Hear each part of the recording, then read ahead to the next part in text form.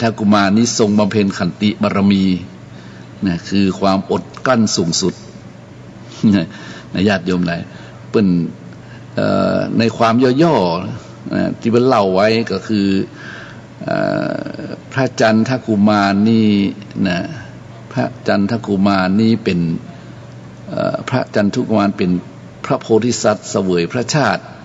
ในครั้งสมัยของพระเจ้าเอกราชแห่งกรุงบุพวดีพระเจ้าเอกราชนี้ก็มีปุโรหิตราชกูเป็นพราหมณ์ชื่อกันทหาระกันทหาระพราหมณ์นี่นะเป็นพราหมณ์ที่เป็นปุโรหิตราชครูนะโยมเป็นปุโรหิตราชครูเป็นไม่ใช่ธรรมดานะแต่ชอบทุจริตวะนะชอบราชบังหลวงชอบรับสินบนนะจึงวินิจฉัยคดีอย่างไม่ยุติธรรมอยู่เป็นวันเนี่ยถึงทำให้ประชาชนเดือดร้อนไปทั่วเนี่ยอันนี้ญาติโยมหลายมันเป็นเรื่องราวที่เกิดขึ้นในสมัยพระพุทธเจ้าบำเพ็ญพระโพธิสัตว์ดูดิเหตุการณ์นี้นะธรรมะบางทีเราบ่ได้นึกถึงเขาบ่ได้คิดถึงเราเหมือนแล้วว่ามันเหตุการณ์ใหม่ๆนะจริงๆแล้วมันเหมือนที่ใหม่อะท่านจันทกุมารนี่นะเฮาบ่ล่ำอ่านแต่บ่ได้เข้าไปศึกษาโดยละเอียดนี่เฮาก็จะบอกว่าเฮาจะบ่ได้เข้าใจเพิ่นนะในครั้งนั้นนี่โหเพิ่นบอกว่าปุโรหิตนี่ตัวร้ายกาจตัวร้ายกาจจนต้องทำให้ประชาชนนี่เดือดร้อนไปทั่วนะจนเดือดร้อนไปทั่วเลยทีนี้ที่ตรงนี้ก็เพราะว่าปุโรหิตนี่เป็นผู้ที่นี่บอกอดทนต่อกิเลสที่มายั่วยุไงนะอันนี้ก็สำคัญเลยจึงมีการร้องเดือดร้อนกันไปทั่วบ้านทั่วเมืองจะทำให้ชาวบ้านชาวเมืองเนี่ยอยู่ว่าเป็นสุขนะญาติโยมหลายชาวบ้านชาวเมืองอยู่ว่าเป็นสุขเนี่ยมันเป็นเรื่องของความอดทนของพราหมณ์ปุโรหิตนะอันนี้ก็ทำให้เจ้าจันทกุมารเนี่ยจำเป็นต้องได้มาตัดสินคดีความนะการตัดสินคดีความนี่นะถ้าเป็นของพระจันทกุมารนี่ทุกคนก็มีความสุขนะเพราะว่าเชื่อมั่นได้ว่าพระองค์นั้นเป็นบุคคลที่ทรงไว้ซึ่งความเรียกว่าความดีความงามความอย่างมากมายนะที่ประชาชนเป็นที่พึ่งได้นะดังนั้นขอท่านทั้งหลายนะที่เกิดมาในปัจจุบันนี้ต้องมีความอดทนต่อกิเลสอาสวะทั้งหลายนะเพราะฉะนั้นก็ภัยอดทนต่ออาลาภมิตรสินจ้างได้นะบ่ยอมตัวให้เป็นทาสอามิสสิ่งของเงินทองนะก็จะทำให้ผ่านพ้นวิกฤตเมื่อเบื้องหน้าแต่ตายเพราะกายแตกนี่ญาติโยมทั้งหลายนี่หมดเลยครับตอนนี้ท่านพระครูสิริอมราภิรัตน์มาจะต่อมาละเพราะเบื้องหน้าแต่ตายเพราะกายแตกนี้กรรมมันจะแยกแยะแล้วครับเนาะถ้าใครอดทนในโลกนี้ได้นี่ก็ไปสวรรค์นะครับถ้าอดทนต่ออำนาจกิเลสยั่วโยนมาได้ก็ยังว่าแหละครับนะเพราะฉะนั้นก็ขอเจริญพรญาติโยมท่านได้ยินได้ฟังเสียงธรรมจากท่านพระครูสิริอมราภิรัตน์นิมนต์เลยครับนิมนต์เลยตามสบายเลยครับ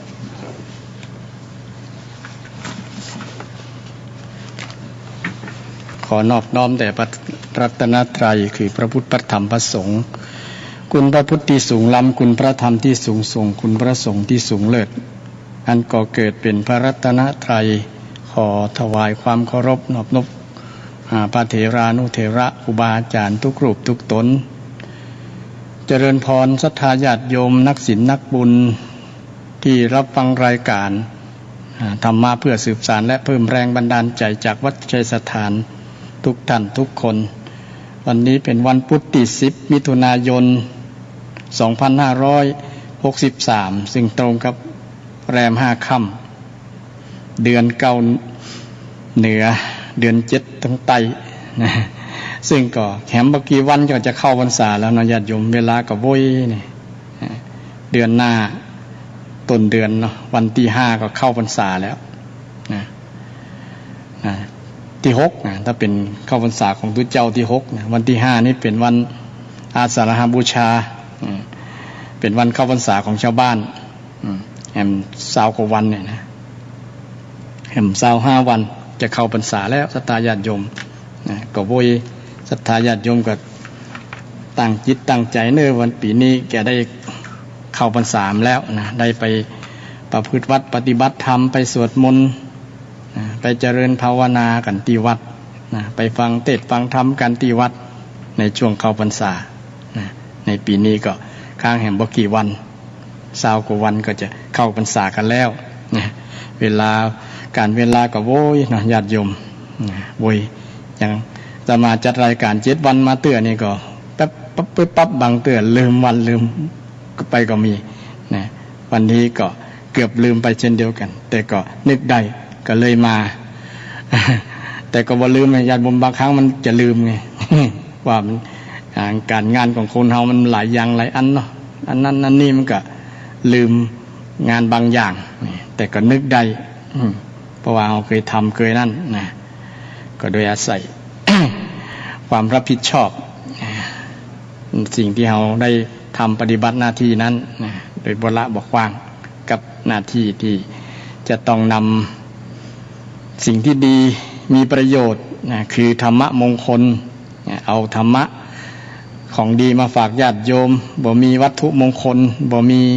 ทรัพย์สินเงินทองมาฝากนะแต่นำสิ่งที่เป็นมงคลนะเป็นธรรมะมงคลที่เป็นสิ่งที่ประเสริฐในการที่จะนำไปใช้ประยุกต์ใช้กับชีวิตประจำวันของเราท่านทั้งหลายซึ่งก็เป็นสิ่งที่เราท่านทั้งหลายได้มีโอกาสดีที่มีโอกาสได้ฟังครูบาอาจารย์ฟังพระพุทธเจ้าเทศน์บรรยายธรรมยิ่งปัจจุบันนี้มีสื่อต่างๆนักหลายญาติโยมนำธรรมะมงคลมาฝากญาติโยมคือคำสอนของพระพุทธเจ้าคำสอนของพระเจ้านี้เป็น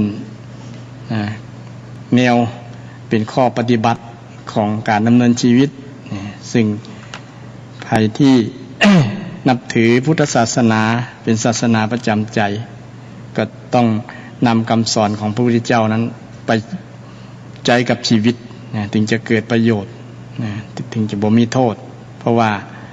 เป็นสิ่งที่พระพุทธองค์ได้หันว่าสิ่งนี้ธรรมะข้อนี้ควรปฏิบัติแบบนี้เพื่อให้มันเกิดประโยชน์กับบุคคลปฏิบัตินั้น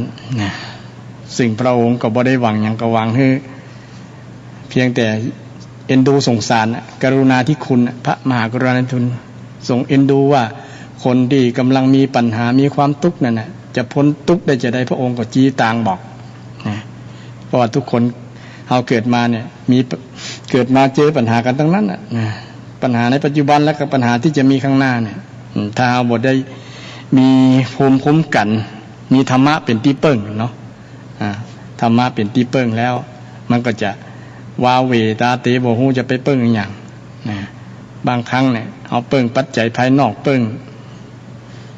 ปีเปิ้งน้องเปิ้งพ่อเปิ้งแม่บางครั้งก็มีเขตขอบเขตจำกัดในการเปิ้งนั่นนะบางครั้งเปิ้งได้พ่องบ่ได้ร้ายประมาณนั้นนะเอาก็จะผิดบังแต่สิ่งที่เปิ้งได้ตลอดก็คือธรรมะเนี่ยเป็นข้อปฏิบัติที่เราสามารถสร้างให้เกิดขึ้นในจิตในใจของเราได้ทุกคนเป็นสิ่งที่เป็นประโยชน์ในการดำเนินชีวิตได้ใช้ได้จริงนะไม่ใช่ว่าเป็นเพียงคำสอนคำผู้บ่ได้แต่มันเป็นประโยชน์นำไปสู่การหลุดพ้นจากปัญหาจากความทุกข์ได้นะจากความทุกข์ได้นี่ถ้าไผบ่เชื่อก็ลองนำไปพิสูจน์ดูพุทธเจ้าก็บ่ได้บังคับให้เชื่อนะว่าคำสอนพุทธองค์นั้นจะทำให้หลุดพ้นจากความทุกข์แต่ก่อนนี่ก็เป็นสิ่งที่ อย่างเป็นสิ่งหนึ่งที่พุทธศาสนาใจกว้างนะญาติโยมบอกบังคับคนให้เชื่อแต่ท้าทายให้คนได้ลองพิสูจน์ดูนะลองพิสูจน์ดูถ้าคุณบ่เชื่อก็พิสูจน์ดูแหละถ้าไม่เชื่อก็ต้องพิสูจน์เนี่ยพิสูจน์เพื่อให้หันมรรคหันผลในสิ่งที่พระพุทธองค์ได้สอนไว้นะมันได้ผลจริงก็ประมาณนั้นวันนี้อาตมาก็จะมาอธิบายเกี่ยวกับหัวข้อธรรมบางอย่าง หัวข้อธรรมที่เป็นหลักสำคัญเลยแหละสืบเนื่องมาจากพุทธิแล้วอาตมาได้อู้เรื่องมรรคมีองค์8เนี่ยนะโดยเฉพาะข้อแรกข้อที่1เนี่ยนะเกี่ยวกับเรื่องสัมมาทิฏฐิมรรคมีองค์8มันมี8ข้อญาติโยมบางท่านก็จำได้นะทบทวนในศรัทธาญาติโยมฟังนะ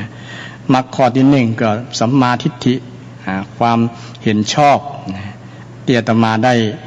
อธิบายไปว่าความเข้าใจหรือว่าความรู้เนี่ยบางคนอาจจะแย้งว่ามันเป็นความรู้จะได้มันเป็นความเห็นอย่าบางคนอาจจะแย้งแบบนั้นครูบาอาจารย์บางรูปเนาะแต่จะอธิบายในวันนี้ว่าเป็นความรู้ความเข้าใจจะได้ตีสัมมาทิฏฐิข้อแรกสัมมาทิฏฐิความเห็นชอบนี่ตามที่ครูบาอาจารย์ได้อธิบายได้คือความกระจ่างหรือว่าอธิบายกันส่วนนักเปลี่ยนจากว่าสัมมาทิฏฐิความเห็นชอบสัมมาสังกัปปะที่เป็นแปลว่าดำริชอบเนาะดำรินะทีนี้กับแปลว่าความเห็นง่ายมันชัดดีเห็นความเห็นดำริข้อที่2ดำริชอบข้อที่3วาจาชอบกำอูพูดชอบพูดถูกพูดดีสัมมาวาจาสัมมากัมมันตะการกระทำชอบมีอาจารย์บางรูปบางท่านเพิ่นก็บอกว่าการงานชอบถ้าไปแปลว่าการงานกัมมันตะแปลว่าการงานถ้าแปลนั้นก็ได้แต่ว่าความหมายมันอาจจะบ่ใกล้เคียงเนาะเพราะว่าพฤติกรรมการกระทำเนี่ยตรงกว่าเนี่ยกัมมันตะสัมมากัมมันตะแปลว่าการกระทำชอบเนี่ยอาตมาเลยแปลว่าการกระทำชอบกระทำของกายพฤติกรรมของกายพฤติกรรมของกายมันมีการกระทำ3อย่างหรอกกายกรรมวจีกรรมมโนกรรมเนี่ยเนาะการกระทำทางกาย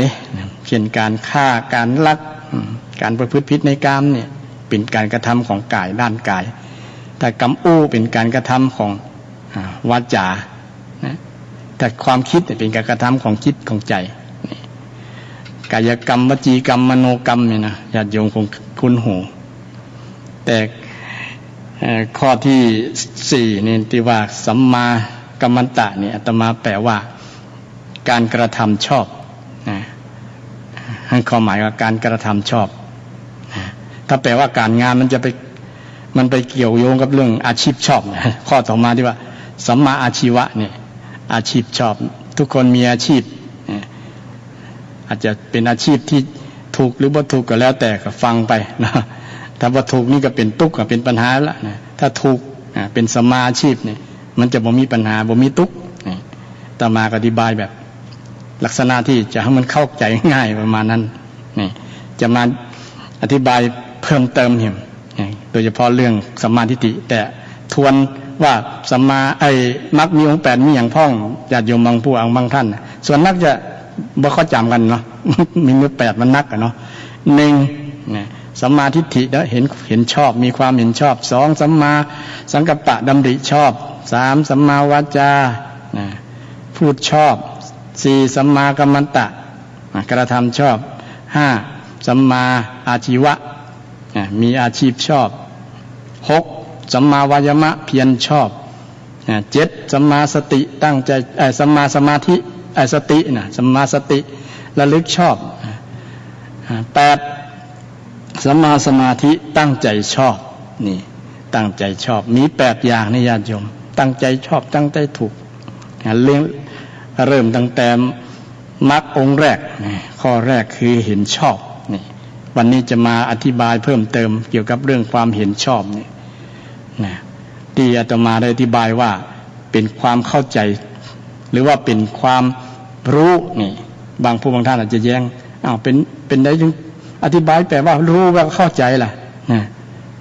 มันเห็นมันคนละอย่างกันประมาณบางคนอาจจะแย้งเนาะเนี่ยเลยจะอธิบายวันนี้ว่ามันเชื่อมโยงกันจะได้มันเป็นความรู้ความเข้าใจจะได้ความรู้ความเข้าใจก็คือปัญญานั่นเองสัมมาทิฏฐิก็คือตัวปัญญาปัญญาคือความรู้ที่เป็นว่าแปลความเห็นเนี่ยก็คือมันความเห็นนี่ก็ต้องอธิบายกันอย่างไรเห็นมันมีเห็น3เห็นนะญาติโยม พบเห็นก็เห็นด้วยตาเพื่อนห้องพบเห็นนะโดยเก่นตาเนี่ยนะลูกกระตาเฮาเนี่ยเห็นรูปเห็นสีแสงเนี่ยเห็นต้นไม้เห็นรถเห็นบ้านเห็นจองเห็นอันนั้นเห็นนี่เห็นในโทรศัพท์มือถือเห็นทีวีเห็นอันนั้นเห็นนี่เป็นลักษณะตามันเห็นเปิ้นห้องว่าพบเห็นนี่อันนี้มีกำลังอธิบายคำว่าเห็นนะเห็นมันมีต้องสามเห็นนี่เห็นด้วยใจเรียกว่าคิดเห็นนี่เมื่อคนเห็นตาหันนะตามันหันแล้วก็คิดไปตัวเนี่ยมันก็จะมีความเห็นนะเป็นทัศนะอย่างหนึ่งทัศนะ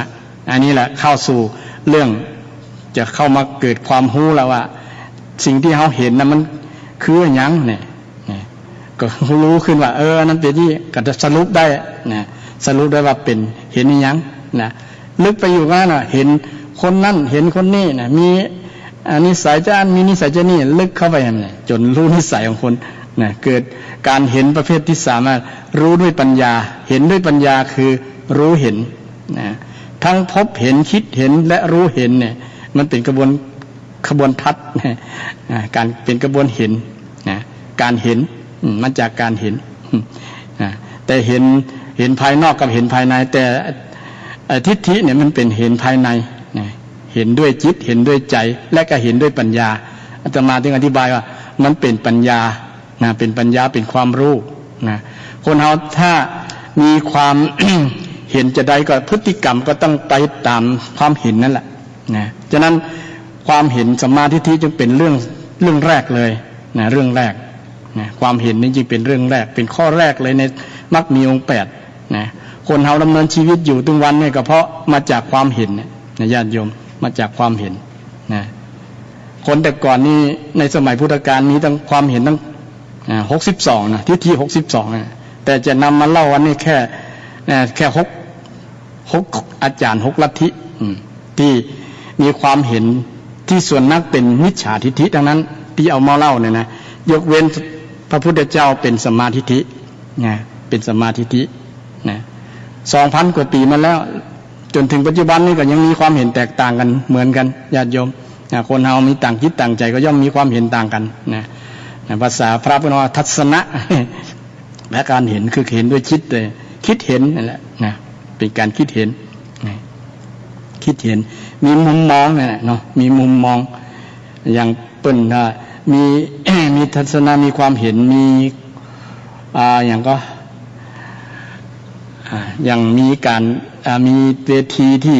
ประกวดอย่างต่างๆเนี่ยนะแต่ละกรรมการก็มีความเห็นไปคนละอย่างเนี่ยแม้แต่เวทีมวยนะว่ามวยคนนี้น่าจะชนะนะก็มาจากความเห็นทั้งนั้นนะมาจากความเห็นว่าคนนี้น่าจะชนะเนี่ยมันก็จะมาจากความเห็นของกรรมการกรรมการอาจจะมี 3-4 คนเนี่ยเนาะบางกรรมการอาจจะเห็นเหมือนกันนี่บางคนอาจจะเห็นแตกต่างว่าคนนี้คนชนะเป็นต้นนี่ยกตัวอย่างก็มาจากความเห็นนะความเห็นของคนมันมีหลากหลายแต่ความเห็นในสมัยก่อนพุทธกาลเนี่ยในสมัยพุทธกาลที่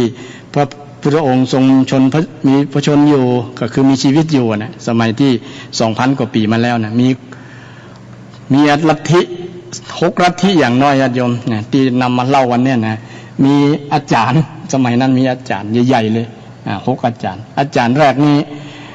เป็นว่าปุรณะชื่อว่าปุรณกัสสปะเป็นยกฉายาว่ามีความเห็นว่าอกริยทิฏฐิแปลว่าผู้ที่มีความเห็นว่าไม่ทำไม่เป็นธรรมทำแล้วไม่เป็นธรรมบ่เป็นอันธรรมเนี่ยคือการกระทำทุกอย่างเพราะว่ากายกรรมวจีกรรมมโนกรรมมันบ่มีไผทำหรอกนะสักกระทำเนี่ยบ่มีกรรมบ่มีการกระทำประมาณนั้นนะบ่มีการกระทำเกิดขึ้นอันนี้ก็เป็นความคิดที่แปลกๆเหมือนกันนะ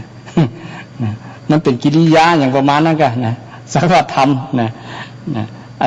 อาจารย์ปุรณะเนี่ยคนคิดเนี่ยคือบทเชื่อ มีความเชื่อว่าบ่มีการกระทำแต่พุทธศาสนาของเขามีความเห็นว่า มีพฤติกรรมการกระทำกายวาจาจะมีเนี่ยแต่อายนี้บอกว่าบ่มีนะบ่มีการกระทำนะนี่มันมีความเห็นแบบในลักษณะนี้เป็นห้องว่าอากาลิยทิฏฐินะบ่เชื่อว่ามีการกระทำก็คนที่สองชื่อว่ามัคคิริโคสารอันนี้เป็นอเหตุกทิฏฐิอันนี้ก็เป็นมิจฉาทิฏฐิประเภทหนึ่งอเหอะแปลว่าไม่นะเหตุแปลว่าปฏิเสธเหตุปัจจัยต่างๆเหตุปัจจัยต่างๆปฏิเสธเลยญาติโยมปฏิเสธเหตุปัจจัยว่าบ่มีเหตุบ่มีปัจจัยจะมีความสุขความทุกข์เนี่ยมันมีมาเอง อันเนี้ยคนเห็นแบบเนี้ยนะมีทัศนะแบบนี้ก็มีในสมัยก่อนนะเกิดเองแล้วสมัยนี้ก็เช่นเดียวกันนะเช่นว่าจะร่ำจะรวยจะสุขจะทุกข์เนี่ยมันมีสิ่งหนึ่งอย่างที่มันเกิดมาเองอ่ะเราบ่ต้องไปสร้างไปแต่งมันละบ่ต้องไปทำมันมันมีมาเองแต่พุทธศาสนาแย้งว่านะในทัศนะของพระเจ้าว่ามันต้องมีเหตุมีปัจจัยทุกอย่างมันไม่ใช่เรื่องเกิดโดยไม่มีเหตุไม่มีปัจจัยนะมันมีเหตุไอเหตุปัจจัยนั้นนะมันจะฮ้องว่าจะใดก็แล้วแต่ละนะมันแต่ละภาษาแต่ละท้องที่ก็เรียกต่างกันบางที่บางเหตุบางอย่างเนี่ยคนเฮามันหาเหตุหาปัจจัยบ่ได้เลยไงมันเลยยก สรุปว่ามันบ่มีเหตุหรอกอย่างเช่นแต่ก่อนถึงแม้ว่าจะหาเหตุก็สร้างเหตุที่มันบ่สมเหตุอย่างประมาณนั้นเช่นแต่ก่อนมีเหตุฟ้าผ่าฝนแผ่นดินไหวอย่างประมาณนั้นนะบางคนหาเหตุว่ามันเกิดจากหยังนะก็หาเหตุกันหาเหตุกันประมาณนั้นในความทัศนะของพระพุทธเจ้านะไอเหตุปัจจัยนี่เป็นหลักสำคัญในพุทธศาสนาเลยมันต้องมีเหตุมีปัจจัยคนจะสุขเนี่ยก็ต้องมาสร้างเหตุแห่งความสุขถึงจะสุขนี่พุทธเจ้าสอนเนี่ยโยมทัศนะทางพุทธเจ้าในทางพุทธศาสนานะบ่ใช่ว่าจะนั่งรอให้มันสุขคนเดียวบ่ใช่นะมันต้องสร้างเหตุแห่งความสุขถึงจะสุขคนจะทุกข์ก็เช่นเดียวกันก็ต้องสร้างเหตุแห่งความทุกข์เหมือนถึงจะทุกข์บ่ใช่ว่ามันเกิดมาลอยๆมันบ่มีเหตุมีปัจจัยอย่างที่จะทำให้เกิดบางครั้งอาจจะมีปัจจัยหลายอย่างเช่นฝนตกเนี่ยเนาะมันก็มีเหตุมีปัจจัยหลายอย่างเช่นน้ำที่ระเหยขึ้นไปเป็นละอองบนอากาศแล้วมันก็รวมตัวมันก็ต้องได้มีความเหมาะสมที่จะเป็นฝนลงมาเช่นมันจับกลุ่มกันแล้วมันแข็งแล้วมันก็ต้องไหนเนาะมันไหนมันละลายนะมันละลายเป็นเม็ดเป็นมันโยดลงมามันโยดลงมาเนี่ยต้องมีเหตุไอเหตุนั่นก็แค่ได้แก่อุณหภูมิความร้อนเนี่ยแล้วก็มีลมพัดมาเนี่ยมันต้องทำให้เกิดฝนมันต้องมีละอองน้ำมีไอน้ำระเหยขึ้นกันมีแล้วก็รวมตัวกันเป็นเมฆที่เขาหั่นแล้วก็จับตัวกันแน่นทำให้หันว่าเป็นดำๆเนี่ยมันแน่นตัวแล้วทำให้มันเป็นเม็ดจับกลุ่มกันแล้วเป็นแข็งเป็นน้ำแข็งขึ้นน้ำที่ไปแข็งตัวขึ้นแล้วก็ไล่ลงมาหล่นลงมาเนี่ยนี่เป็นเหตุเป็นปัจจัยนะเป็นเหตุเป็นปัจจัยพุทธศาสนาสอนลักษณะอย่างนี้แต่ไอ้มัคคิริโคสารเนี่ยบอกว่ามันบ่มีเหตุมันจะใครตกกระตกนะมันใครตกกระตกนี่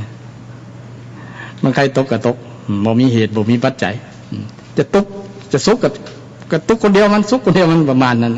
บ่มีเหตุบ่มีผลนี่คนคิด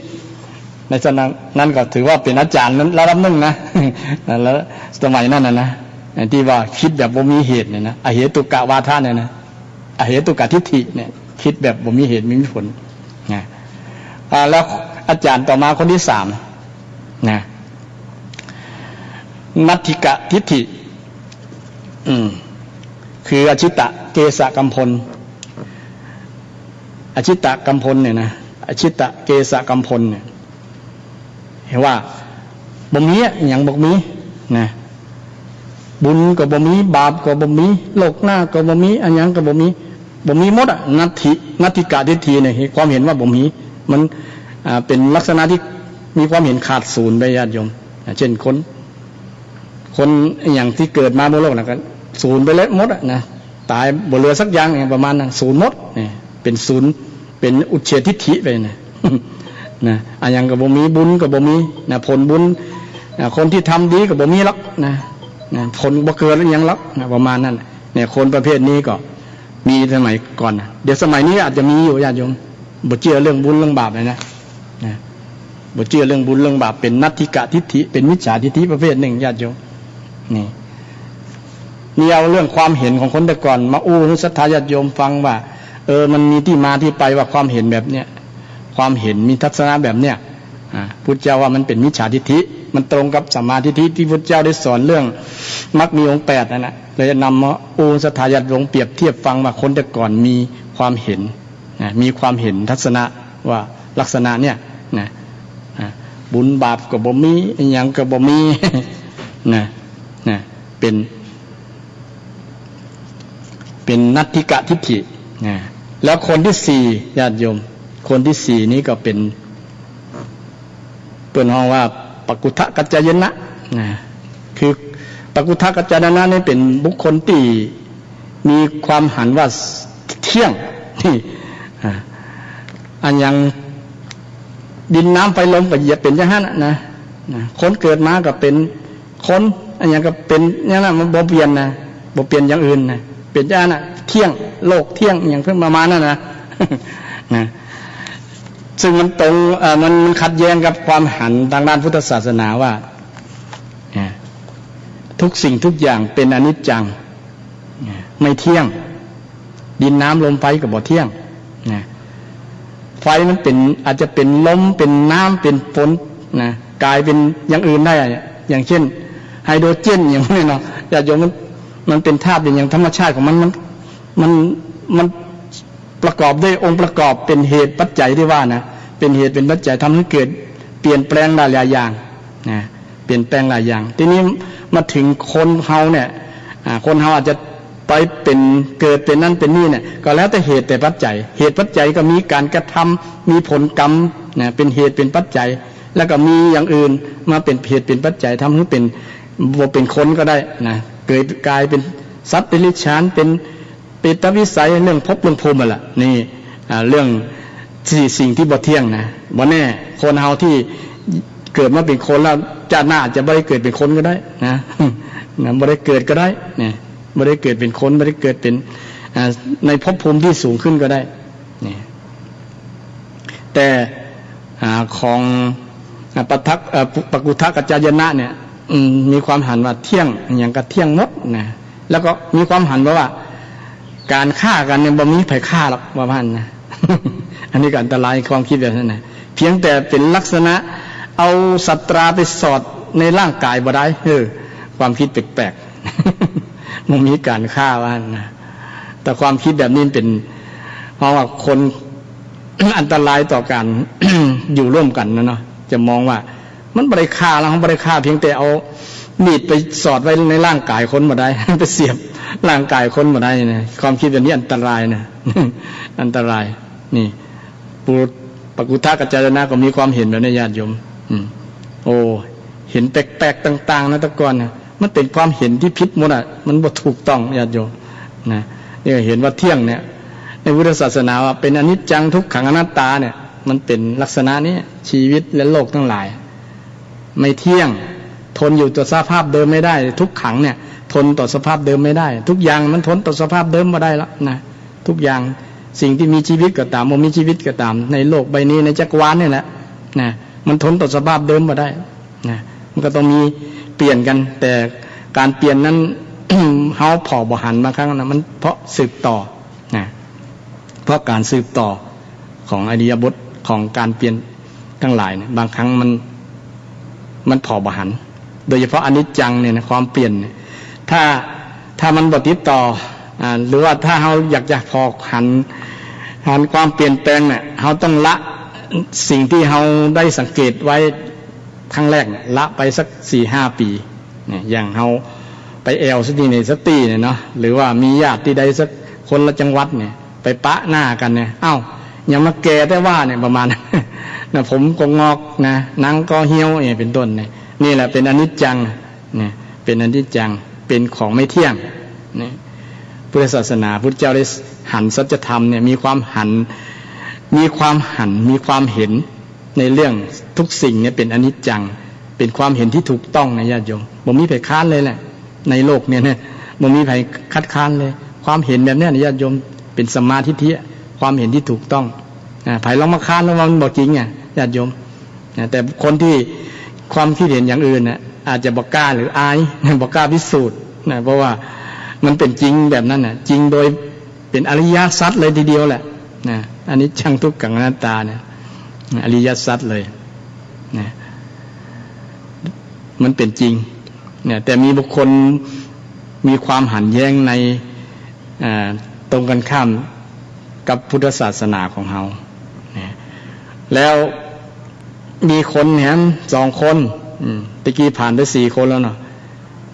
คนที่5นี้เป็นสัญชัยเวรัตบุตรนี่อันนี้เป็นอาจารย์ของสารีบุตรกับโมคคัลลานะเนาะสมัยพุทธกาลร่วมพุทธกาลเช่นเดียวอันนี้เป็นคนที่เลาะและนะบ่แน่นอนนะมีความเห็นที่บ่แน่นอนคือถ้าไผว่าถูกก็ถูกตัวเองไผว่าดีก็ดีไผว่าบ่ถูกก็บ่ถูกตัวเองประมาณนั้นนะเปิ้นฮ้องว่าทิฏฐิแบบนี้เปิ้นฮ้องว่าอันหยังอมลาวิเขปกะทิฏฐินี่อมละคือบ่ตายนะคือความเห็นที่บ่ตายตัวเหมือนปลาไหลลื่นเหมือนปลาไหลเนี่ยสัญชัยเวทบุตรเนี่ยอาจารย์ของภาษาริบุตรก่อนอาจารย์ภาษาริบุตรศรัทธาญาติโยมของคุณแกพอคุ้นหูอยู่เนาะสารีบุตรโมคคัลลานะก็เป็นศิษย์เอกนะศิษย์เอกของพระพุทธเจ้านะเป็นสาวกอัครสาวกเบื้องซ้ายเบื้องขวาเลยทีเดียวแต่ก่อนไปอยู่ตัวเนี่ยอาจารย์คนเนี้ยสัญชัยเนี่ยนะสัญชัยเนี่ยแต่เมื่อหันมาศึกษามาฟังเทศน์ที่พุทธเจ้าได้สอนแล้วโอ้พุทธเจ้ามีทัศนะที่ถูกต้องแล้วเนี่ยอันนี้เอาเป็นที่สรณะบ่ได้เลยนะของสัญชัยเนี่ยนะบ่มีเอกลักษณ์ของตัวเก่าเลยนะเอาคนนั้นมาพ่องเอาคนนี้มาพ่องลุ่นเหมือนปลาไหลเนี่ยนะสัญชัยเวทบุตรสัญชัยเวรันทบุตรเนี่ยนะคนสุดท้ายคนสุดท้ายนี่ใกล้เคียงครับพุทธศาสนาหน่อยชื่อว่านิคลนาถบุตรนิคลนาถบุตรเป็นลูกของจังฟ้อนนะนาถบุตรนะเป็นลูกของจังฟ้อนหรือเป็นบุคคลที่มี เดี๋ยวนี้ก็ยังมีลัทธิหรือว่ามีศาสนานี้อยู่ญาติโยมศาสนาเชนเนี่ยนะนุ่งลมห่มฟ้าอัตตกิลมัฏฐานุโยกเนี่ยนะอัตตกิลมัฏฐานุโยกคือเป็นลัทธิที่มีความเห็นว่าการทำตัวให้ลำบากอดข้าวอดน้ำก็ดีทรมานร่างกายบนนุ่งผ้า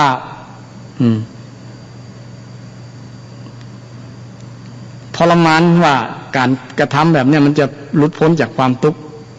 หลุดพ้นจากความทุกข์แม้แต่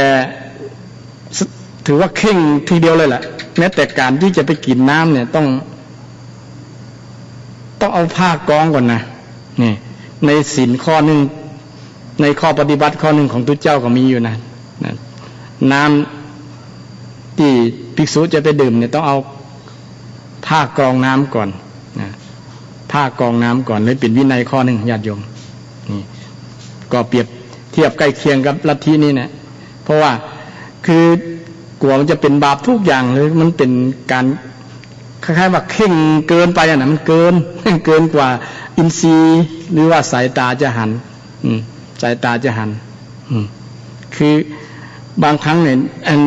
สิ่งที่มีชีวิตในน้ำน่ะมันมีอยู่นะแต่ว่ามันเกินกว่าอินทรีย์คือสายตาของคนที่จะหันว่าเป็นสัตว์เป็นอย่างแล้วนะมันก็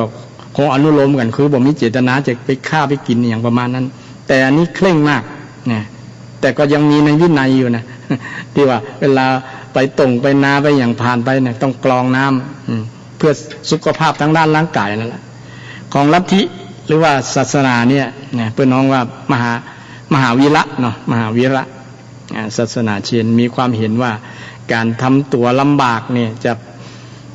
จะทำให้พ้นจากกิเลสหลุดพ้นกิเลสได้บรรลุธรรมได้บรรลุธรรมได้แต่พระองค์แย้งว่าคนที่กินข้าวกินน้ำเนี่ยก็บอกว่าจะกิเลสใหญ่ตัวคนนะบางคนตุ้ยเนี่ยกิเลสน้อยก็มีเปรอะแต่บางคนตัวน้อยๆเนี่ยกิเลสใหญ่ก็มีนะความโลภความขี้โคตรก็นักกว่าคนตัวนี้ใหญ่ก็มีนักมีหลายนะศรัทธาญาติโยมลองสังเกต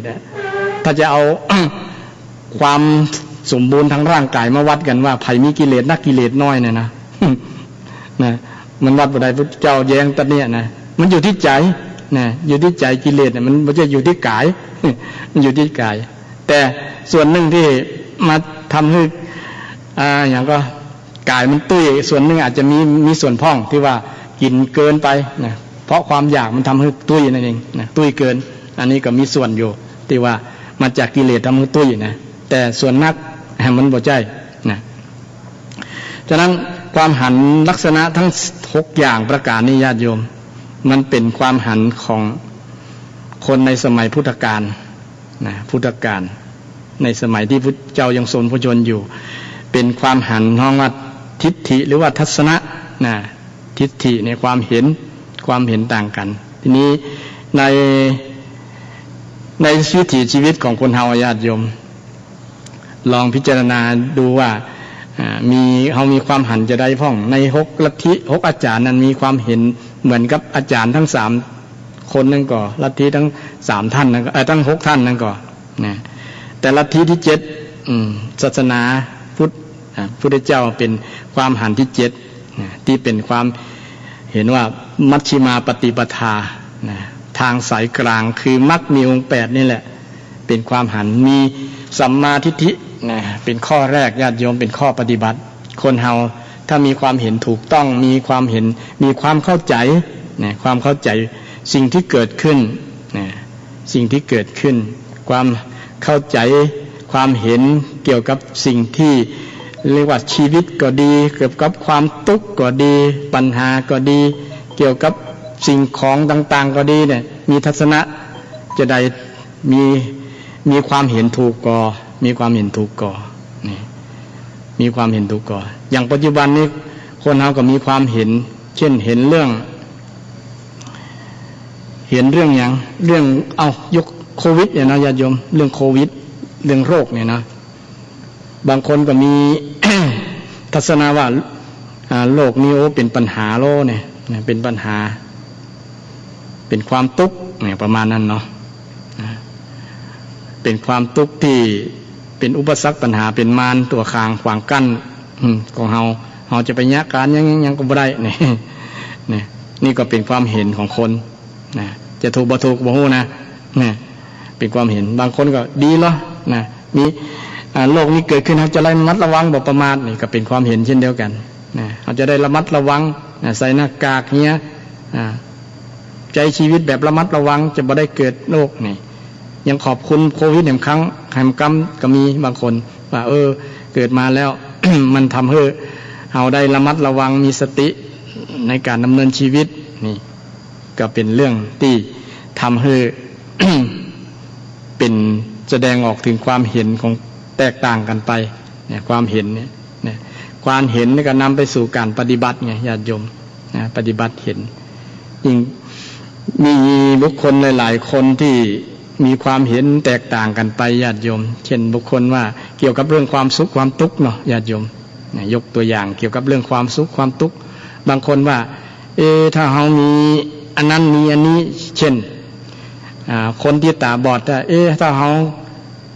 ขาหันเนี่ยจะมีความสุขเลยญาติโยมมีบุคคลบางคนที่บ่มีตาแต่บ่หันนะตาบอดเนี่ยถ้าเขาได้หันคนหันนั่นหันนี่จะมีความสุขนี่ความคิดของคนตาบอดนะเขาขอเพียงแค่ได้หันกับมีสุขละนี่เป็นทัศนะอย่างหนึ่งของคนที่ตาบอดคนบางคนญาติโยมคนบางคนตาดีแต่หูบ่ได้ยินเนี่ยหูหนวกก็คิดว่ามีความเห็นว่าถ้าเราได้ยินเสียงถ้าได้ยินเสียง คงจะมีความสุขนี่ทัศนะของคนหูหนวกญาติโยมอยากจะได้ยินเสียงนะมีความต้องการอยากได้ยินเสียงนี่แล้วคนที่บางคนนี่ญาติโยมหาเจ้ากินค่ำโอ้ถ้าเราได้กินข้าวกินสิ่ง อาหารที่ล้ำๆถ้าจะมีความสุขนี่คนที่อดอยากทุกขตะนะบ่มีจะกินเนี่ยเนาะบ่มีที่จะอยู่เนี่ยโอ้ถ้าเรามีเฮือนสักหลังได้พักพิงคงจะมีความสุขนี่ก็เป็นทัศนะของคนที่บ่มีเป็นทัศนะของคนจนเป็นความเห็นของคนจนว่าเฮามีขาดในส่วนนี้บางคนว่าโอ้ถ้าเฮาเตียวได้นะเตียวได้ขาเฮาดีเฮาจะเตียวไปหั่นถ้าจะมีความสุขอันนี้เป็นทัศนะของคนพิการขานะคนพิการขาทัศนะหรือว่าความเห็น ความเห็นเกี่ยวกับเรื่องความสุขความทุกข์นะญาติโยมนี่ทัศนะต่างกันเลยทัศนะแตกต่างกันไปบางคนมีตังค์อยู่เนี่ยคนรวยเนาะว่าโอ้ถ้าเรามีเวลาคนรวยเนี่ยจะบ่มีเวลานะมีการคิดการงานนักนะบีบพันตัวนะไปไหนก็ยากลำบากถ้าเรามีเวลาไปพักผ่อนพ่องก็จะมีความสุขนี่ทัศนะของคนรวยนะบางคนเป็นบ่สบายนะหายใจบ่โล่งเป็นหวัดหายใจฝืดโอ้ถ้าเฮาใจหายโล่งๆนะหายใจโล่งๆถ้าจะมีความสุขนี่ในทัศนะของคนไข้คนเป็นหวัดเป็นหวัดเป็นไอเนี่ยเนาะนี่บรรดาความหันต่างๆเราเนี่ยญาติโยมอาตมาตั้งให้ศรัทธาญาติโยมมีความหันคิดหันไปตัวว่าบุคคลหลายๆคนที่ยกตัวอย่างมาก็มีหลากหลายละมีสปะอย่างแล้วแหละแต่ทีนี้หันมาถามตัวเก่าเรามีความหันจะได้พ่องนี่ตาถ้าตาเขาก็บอดแล้วที่ตั้งคำถามของคนตาบอดเขาก็บ่ได้ตั้งคำถามแล้วเขาก็จะน่าจะมีความสุขแล้วเขามีตาอยู่เนาะตาได้หันนั่นหันนี่ก็ตัดปัญหาเรื่องสิ่งที่บุคคลนั้นเป็นปัญหาที่คนบ่มีตาญาติโยมคนตาบอดเนี่ยเนาะนี่แสดงว่าเขามีตาแล้วเขาก็มีความสุขได้ ดังที่คนตาบอดปรารถนาจะมีความสุขเพราะได้หันคนหูหนวกเขาทำตัวเขาว่าเขามีหูอยู่กับหูเขาฟังได้ยินก็ดีก็ได้ยินดีอยู่แล้วเนี่ยก็ควรภูมิใจญาติโยมควรภูมิใจสิ่งที่เขามีความภูมิใจความพอใจนี้เป็นสันโดษอย่างหนึ่งนะเป็นวิธีสร้างความสุขญาติโยมนะความสุขนะสันโดษนี่เป็นธรรมะที่ทำให้เกิดความสุขได้นะว่าเฮาสิ่งที่ยินดีในสิ่งที่เฮามีนี่นะเฮามีตามีหูมีขามีแขนมีมือนะบางคนที่ขาดอวัยวะบอก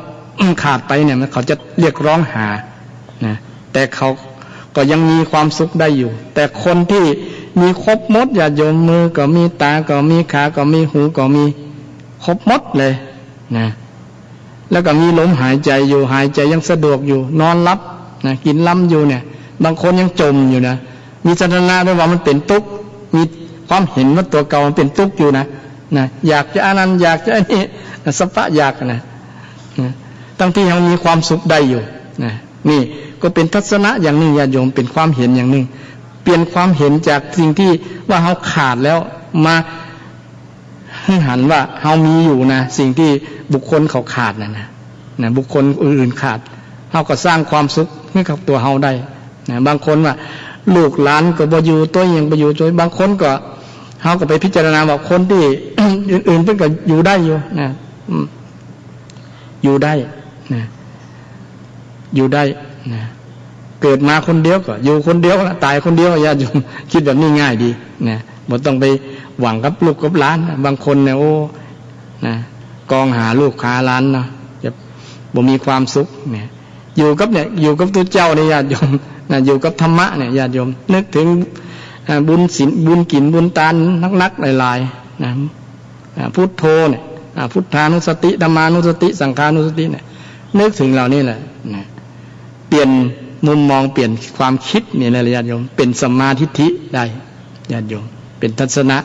ที่อาตมาได้ยก มาอธิบายในวันนี้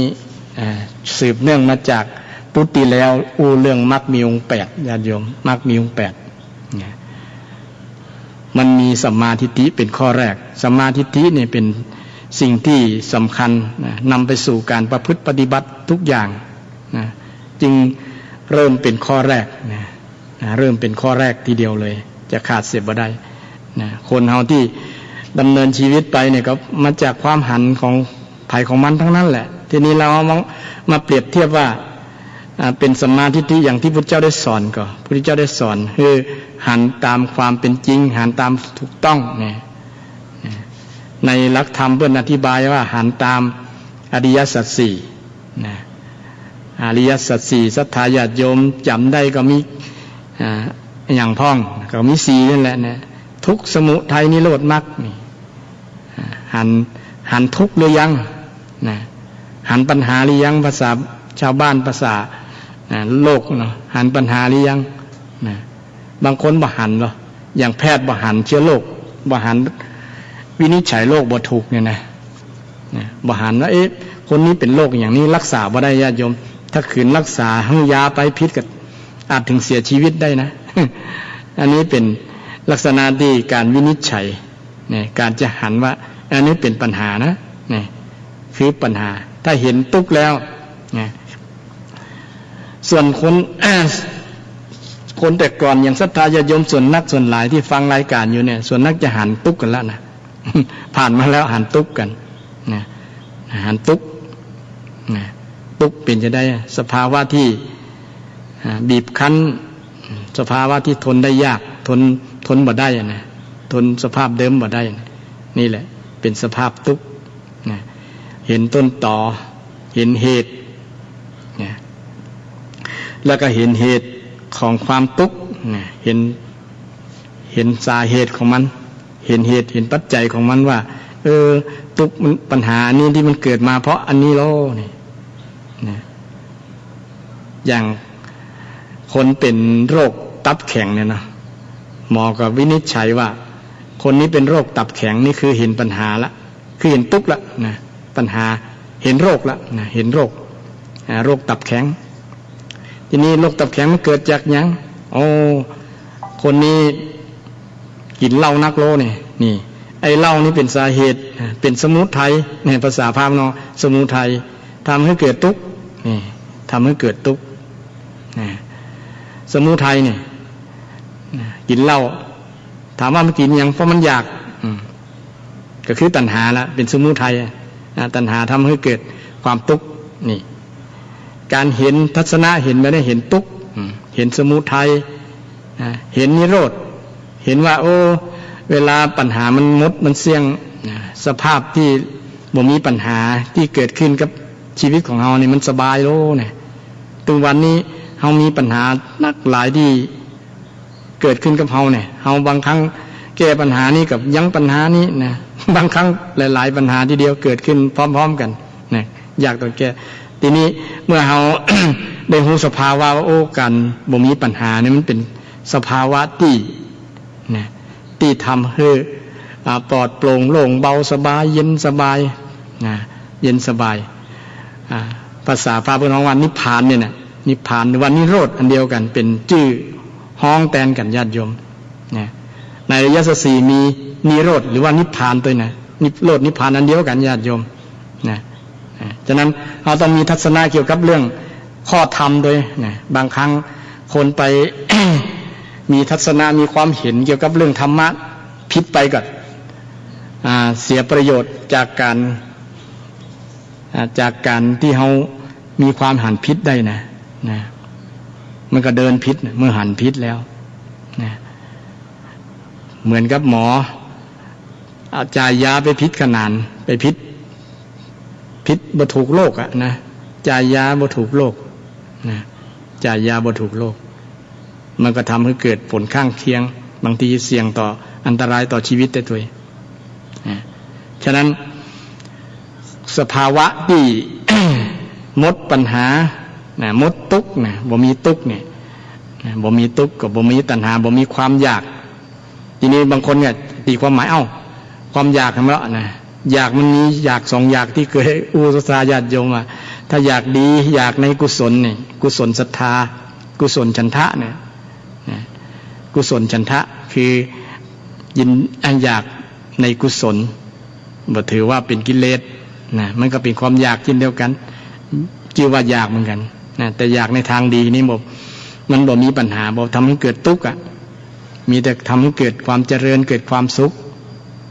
แต่ความอยากที่มันประกอบด้วยกิเลสนะด้วยตัณหาด้วยโลภะ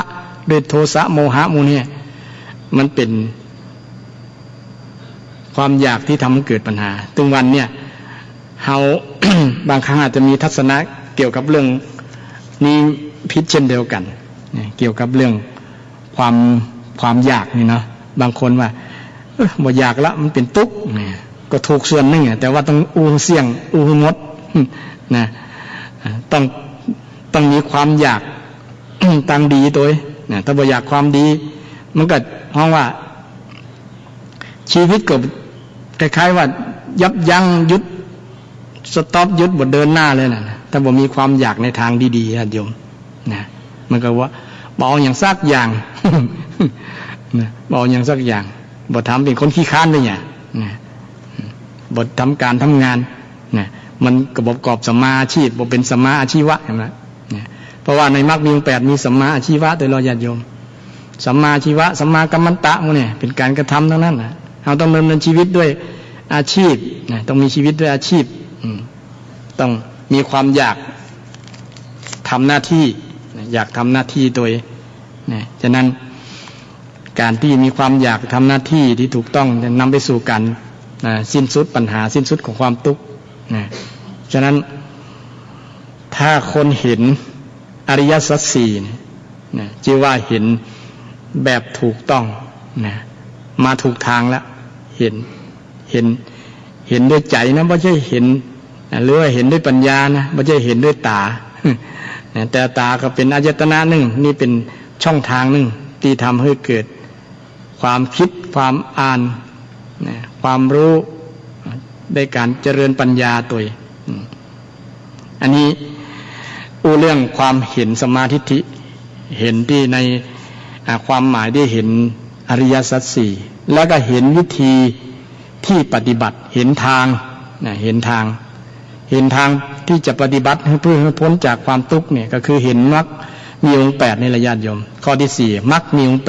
8อริยสัจสี่ข้อที่4คือมรรคมีองค์8มรรคมีองค์8มี8ข้ออย่างที่อาตมาได้กล่าวไว้ในเบื้องต้นมี8อย่างมี8อย่างนะมรรคมีองค์8เนี่ยเฮาเกี่ยวข้องอยู่กับมรรคเนี่ยมีทุกเวลานาทีเลยญาติโยมแต่เฮาบ่ฮู้ตัวเองบางครั้งเฮาจะผิดไปบางข้อโดยเฉพาะอย่าผิดขออย่าให้ผิดสัมมาทิฏฐินี่แหละนะเป็นมิจฉาทิฏฐินี่ยุ่งเลยญาติโยมเพราะเป็นประตูแรกเป็นด่านแรกนะที่จะเดินทางนะมรรคมีองค์8นะท่านจะเดินทางผิดจะเตียวทางผิดนะจะทำให้เกิดปัญหาต่างๆตัวมานักหลายฉะนั้นในวันนี้ก็อยากจะชี้ว่าสัมมาทิฏฐิกับสัมมาสังกัปปะเนี่ยเป็นส่วนของปัญญานะถ้าย่อมรรคมีองค์8ข้อ8ข้อแล้วเหลือ3ข้อเหลือศีลสมาธิปัญญานะศีลสมาธิปัญญาในส่วนของปัญญานี่มี2ข้อญาติโยมมีสัมมาทิฏฐิกับสัมมาสังกัปปะอันนี้เป็นภาษาพระเนาะแต่ภาษาชาวบ้านแปลเป็นภาษาไทยก็คือเห็นชอบที่อาตมาอธิบายว่าเข้าใจชอบรู้ชอบนั่นแหละคนเราถ้าเข้าใจมีทัศนะมาจากทัศนะแล้วมันเลยเข้าใจปัญหาเข้าใจเหตุแห่งปัญหาเข้าใจสภาวะที่พ้นปัญหาแล้วเข้าใจวิธีที่จะปฏิบัติให้พ้นปัญหาหรือว่าให้พ้นจากทุกข์เข้าใจทุกข์เข้าใจว่าเหตุนี้ทำให้เกิดทุกข์เข้าใจว่าสภาพที่มันพ้นจากทุกข์เนี่ยมันเป็นสภาพจะได้เข้าใจว่าวิธีที่จะปฏิบัติให้พ้นจากทุกข์เนี่ยวิธีก็คือมรรคนั่นแหละหรือว่าวิธีอันเดียวกันญาติโยมนะคือการดำเนินชีวิตของคนเราทุกวันนะบางคนมีอยู่ญาติโยมนะเช่นสัมมาวาจาเนี่ย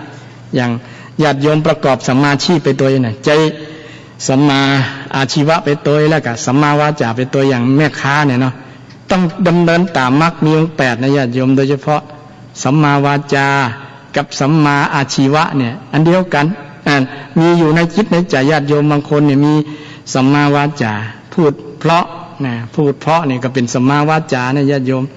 นะบ่จุไผนี่ก็เป็นสัมมาวาจานะ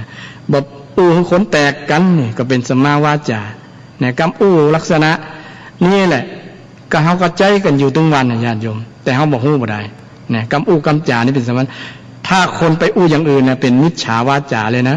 เช่นด่ากันพ่องนะอู้กันพิษหัวกันพ่องเนี่ยเป็นมิจฉาวาจาเลยนะญาติโยมเดินทางพิษเลยนั่นนะฉะนั้นตึงวันเนี่ยถ้าเราเข้าใจเอา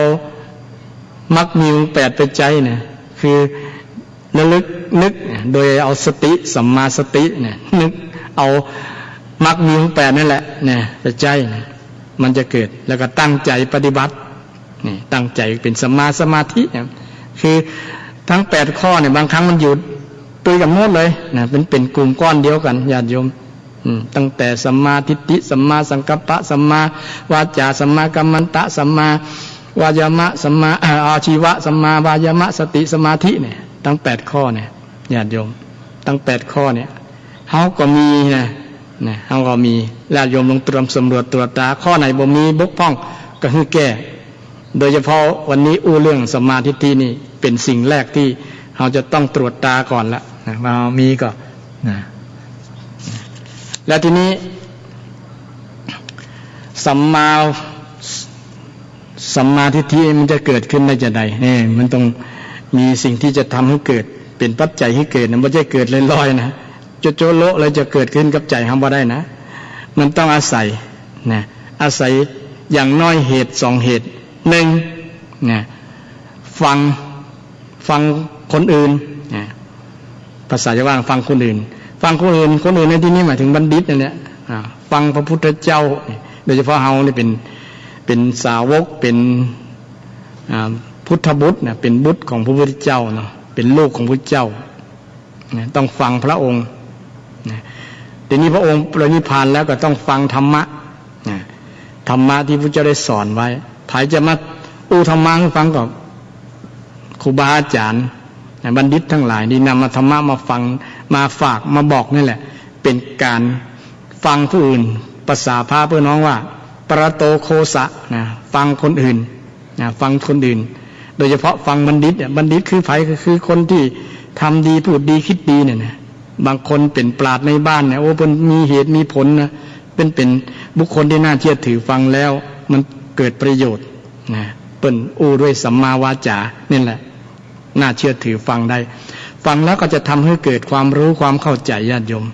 อย่างเช่นญาติโยมนี่ก็ฟังธรรมะธรรมโมเนี่ยก็ชื่อว่าปรโตโคสะญาติโยมได้สั่งสมปรโตโคสะแล้วนะอย่างครูบาอาจารย์หลายๆทุนหลายๆรูปหลายๆองค์นั้นท่าน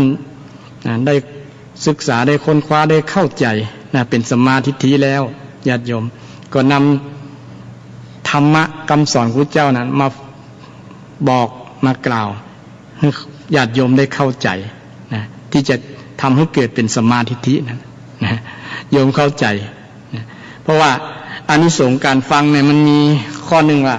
เกิดสัมมาทิฏฐินะเกิดสัมมาทิฏฐิเกิดสติปัญญานั่นแหละนะเกิดสติปัญญาเกิดสติปัญญาฉะนั้น การที่จะให้เกิดสัมมาทิฏฐิเกิดความเห็นที่ถูกต้องนะเกิดความเห็นที่ถูกต้องถ้าเฮาบ่มีความ บ่ได้ฟังจากคนที่เป็นนักปราชญ์เนี่ยไปฟังคนพาลอู้นะหรือคนบ่ดีอู้เนี่ยนะจะทำให้ชีวิตเฮาไปในทางที่บ่ดีเลยนะเช่นพระองคุลิมานเนี่ยญาติโยมได้ครูบาอาจารย์ที่ฟักไฟเป็นบุคคลที่บ่ดีอ่ะนะหันแก่ลาภสักการะหันแก่เงินแก่ลูกศิษย์ค่าจ้างรางวัลนะเลยเอาค่าจ้างรางวัลนั้นมา มันเป็น สิ่งดลใจให้ตัวเก่าเนี่ยนะได้ทำสิ่งที่เกิดโทษแก่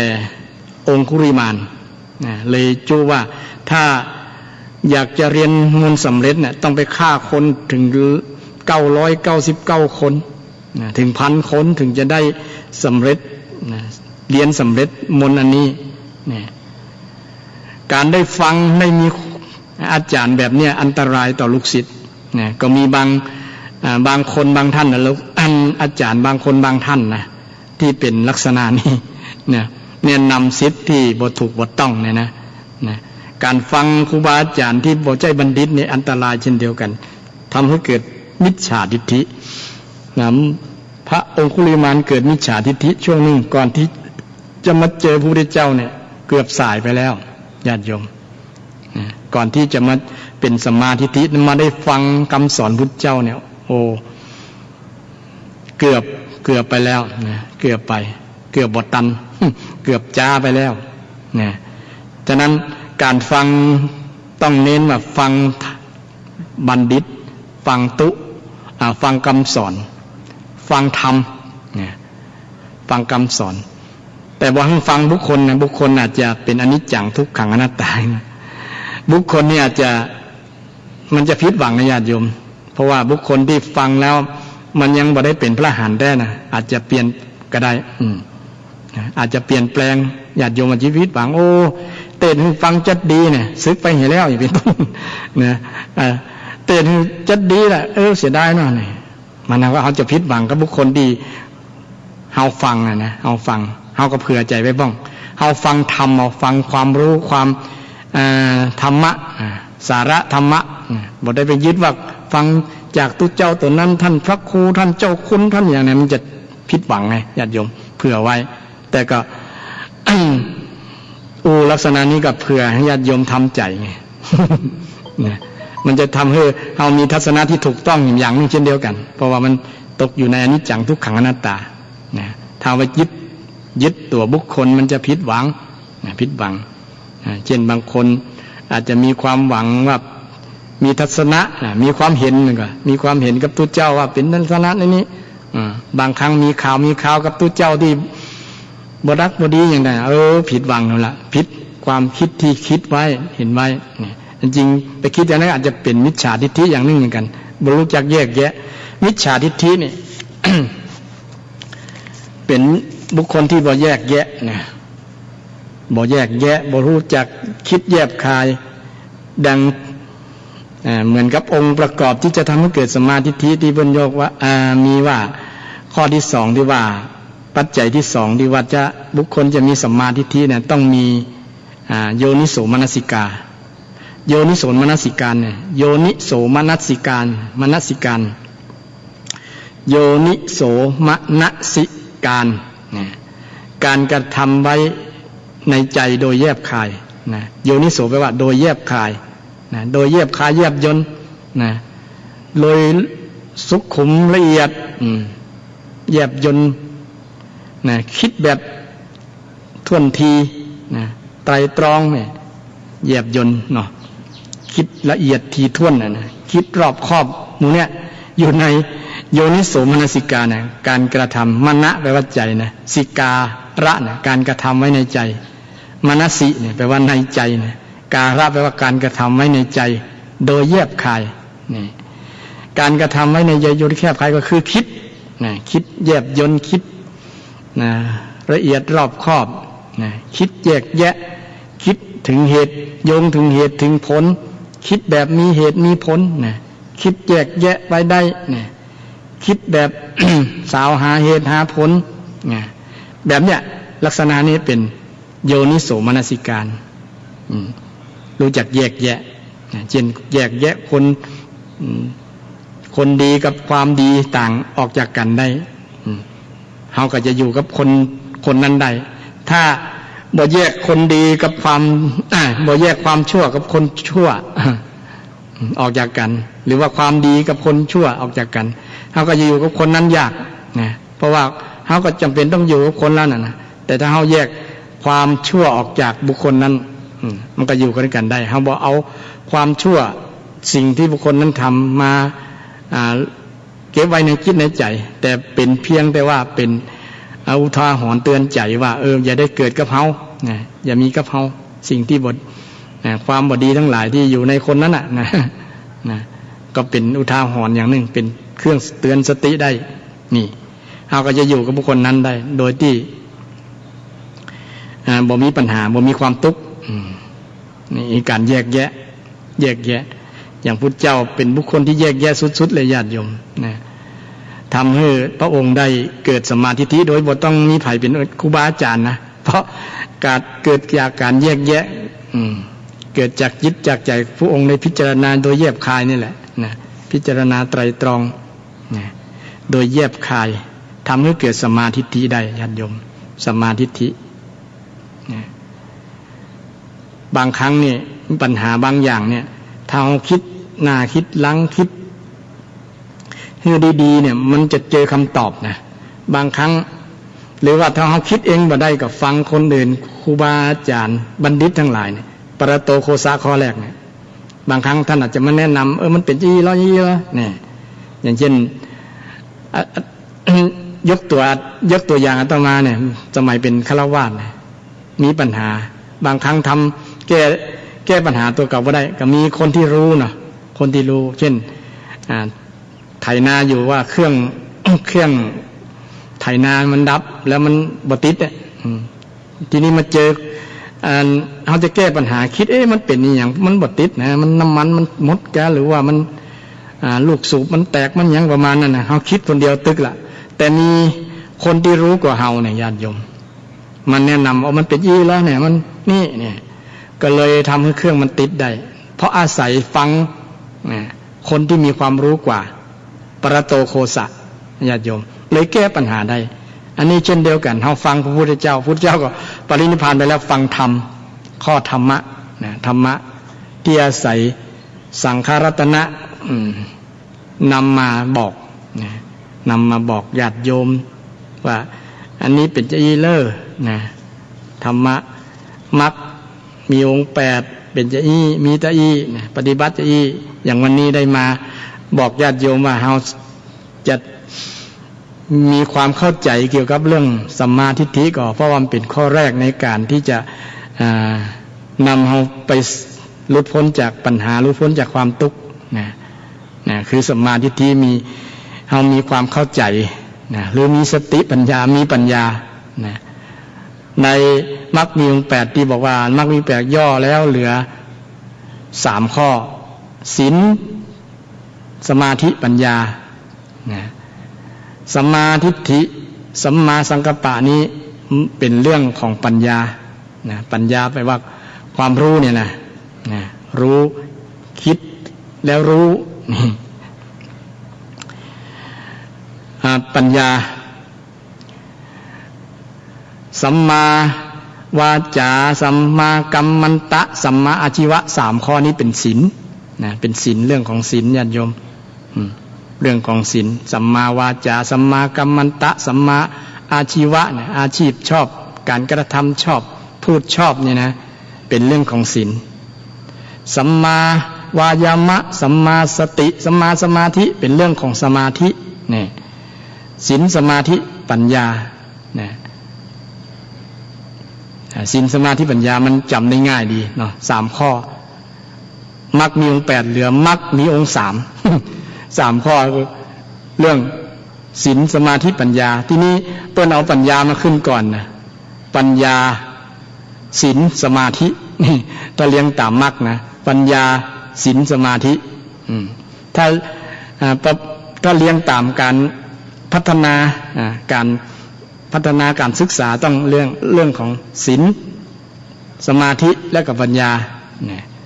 ว่าศีลนี้มันเป็นการศึกษาอบรมได้ง่ายเข้าใจง่ายกว่าเรื่องของปัญญาปัญญาความรู้เนี่ยนะมันแต่ศีลนี้เป็นเรื่อง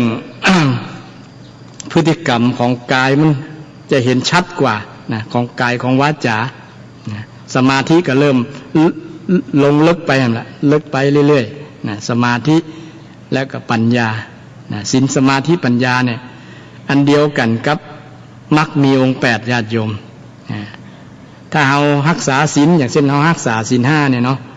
เขาก็ชื่อว่าดำเนินตามมรรคมีองค์8ญาติโยมในสัมมาวาจาและสัมมากัมมันตะนี่ได้2ข้อในมรรคมีองค์8เช่นเรารักษาศีล5นะรักษาศีล5ญาติโยมก็ชื่อว่าดำเนินตามมรรคมีองค์8แล้วดำเนินตามพุทธวิถีแล้วนะวิถีของชาวพุทธญาติโยมรักษาศีล5ได้เนี่ยนะเป็นมรรคมีองค์ดำเนินตามมรรคมีองค์8แล้วนี่คือย่อจาก8ข้อมาเหลือ3ข้อไง3ข้อมรรคมีองค์8ก็อยู่ในศีล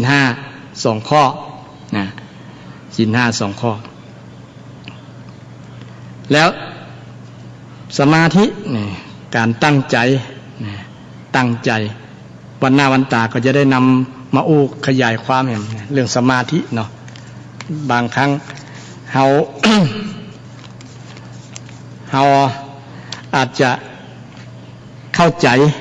หรือว่ามีทัศนะเกี่ยวกับเรื่องสมาธิก็ดีเรื่องศีลก็ดีนะเรื่องปัญญาก็ดีอาจจะเข้าใจเป็นอย่างอื่นไปนะ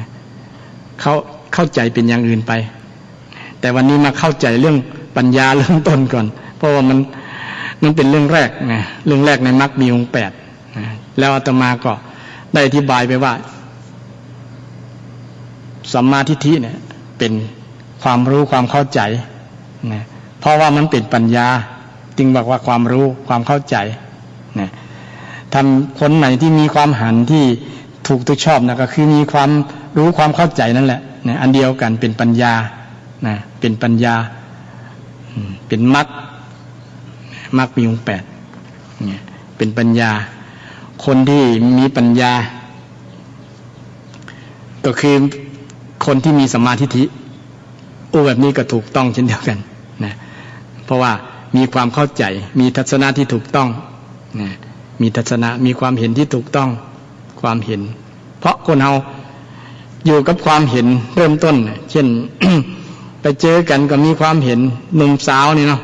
มีความเห็นบางคนก็เห็นว่าคนนี้สวยคนนี้หล่อก็มาจากความเห็นทั้งนั้นแหละนำไปสู่กันที่จะไปจีบกันนะแล้วก็จะไปลงร่วมหอลงแต่งงานกันก็มาจากความเห็นทั้งนั้นน่ะเห็นว่าคนนี้นะถ้าคนเห็นมีทัศนะที่ลึกไปกว่านั้นบ่เห็นแค่เพียงรูปร่างบ่ได้ต้องเห็นทั้งในด้วยนี่นะมีทัศนะที่ทั้งในด้วยโอ้คนนี้เป็นมีอัตยาศัยดีเนาะนะพอใจคนนี้เป็นป้อบ้านเป็นป้อคนเป็นป้อของลูกที่จะดีนะเป็นผู้นำที่จะดีเป็นรักบ้านที่จะดีนี่ลึกคิดทัศนะที่ลึกไปนั้นก็มาจากความเห็นกันทั้งนั้นญาติโยมนะส่วนนักมาจากความเห็นนะอย่างคนที่สร้างปัญหาเนี่ยก็ที่ทำให้เกิดปัญหาทุกวันก็มาจากความเห็นนั่นแหละแต่เป็นความเห็นผิดมันเป็นปัญหาเกิดขึ้นเช่นครูไปข่มขืนลูกศิษย์เนี่ยก็เห็นว่าลูกศิษย์เนี่ยเป็นสิ่งที่บำเรอกามนี่มีทัศนะแบบนั้นแต่ที่จะมีความเห็นว่านี่เป็นลูกเป็นหลานเหมือนกับลูกกับหลานของเขาเป็นบุคคลที่จะสืบทอดความรู้วิทยาต่างๆที่จะเอาประสิทธิ์ประสาทให้เนี่ยแต่เป็นมีมุมมองว่านี่เป็นวัตถุแห่งความใคร่ของเขาเนี่ยนี่คิดแบบนี้เห็นแบบนี้ยากเลยมันเป็นอันตรายญาติโยมเป็นอันตรายนะทำให้เกิดนะแล้วยิ่งเห็นแล้วลูกหลานมีความเห็นกับพ่อกับแม่ว่าพ่อแม่นี่บ่มีบุญคุณอันนี้ก็อันตรายเช่นเดียวกันนะแสดงออกถึงความบ่มีความกตัญญูกตเวทีต่อพ่อแม่นะละพ่อละแม่นี่ก็มาจากความเห็นทั้งนั้นนะญาติโยมนำไปสู่การประพฤติเหินห่างจากพ่อจากแม่ก็มาจากทัศนะมาจากทิฏฐิมาจากความเห็นนะแล้วนำไปสู่การปฏิบัตินะเห็นว่าพ่อว่าแม่บ่ดีนะ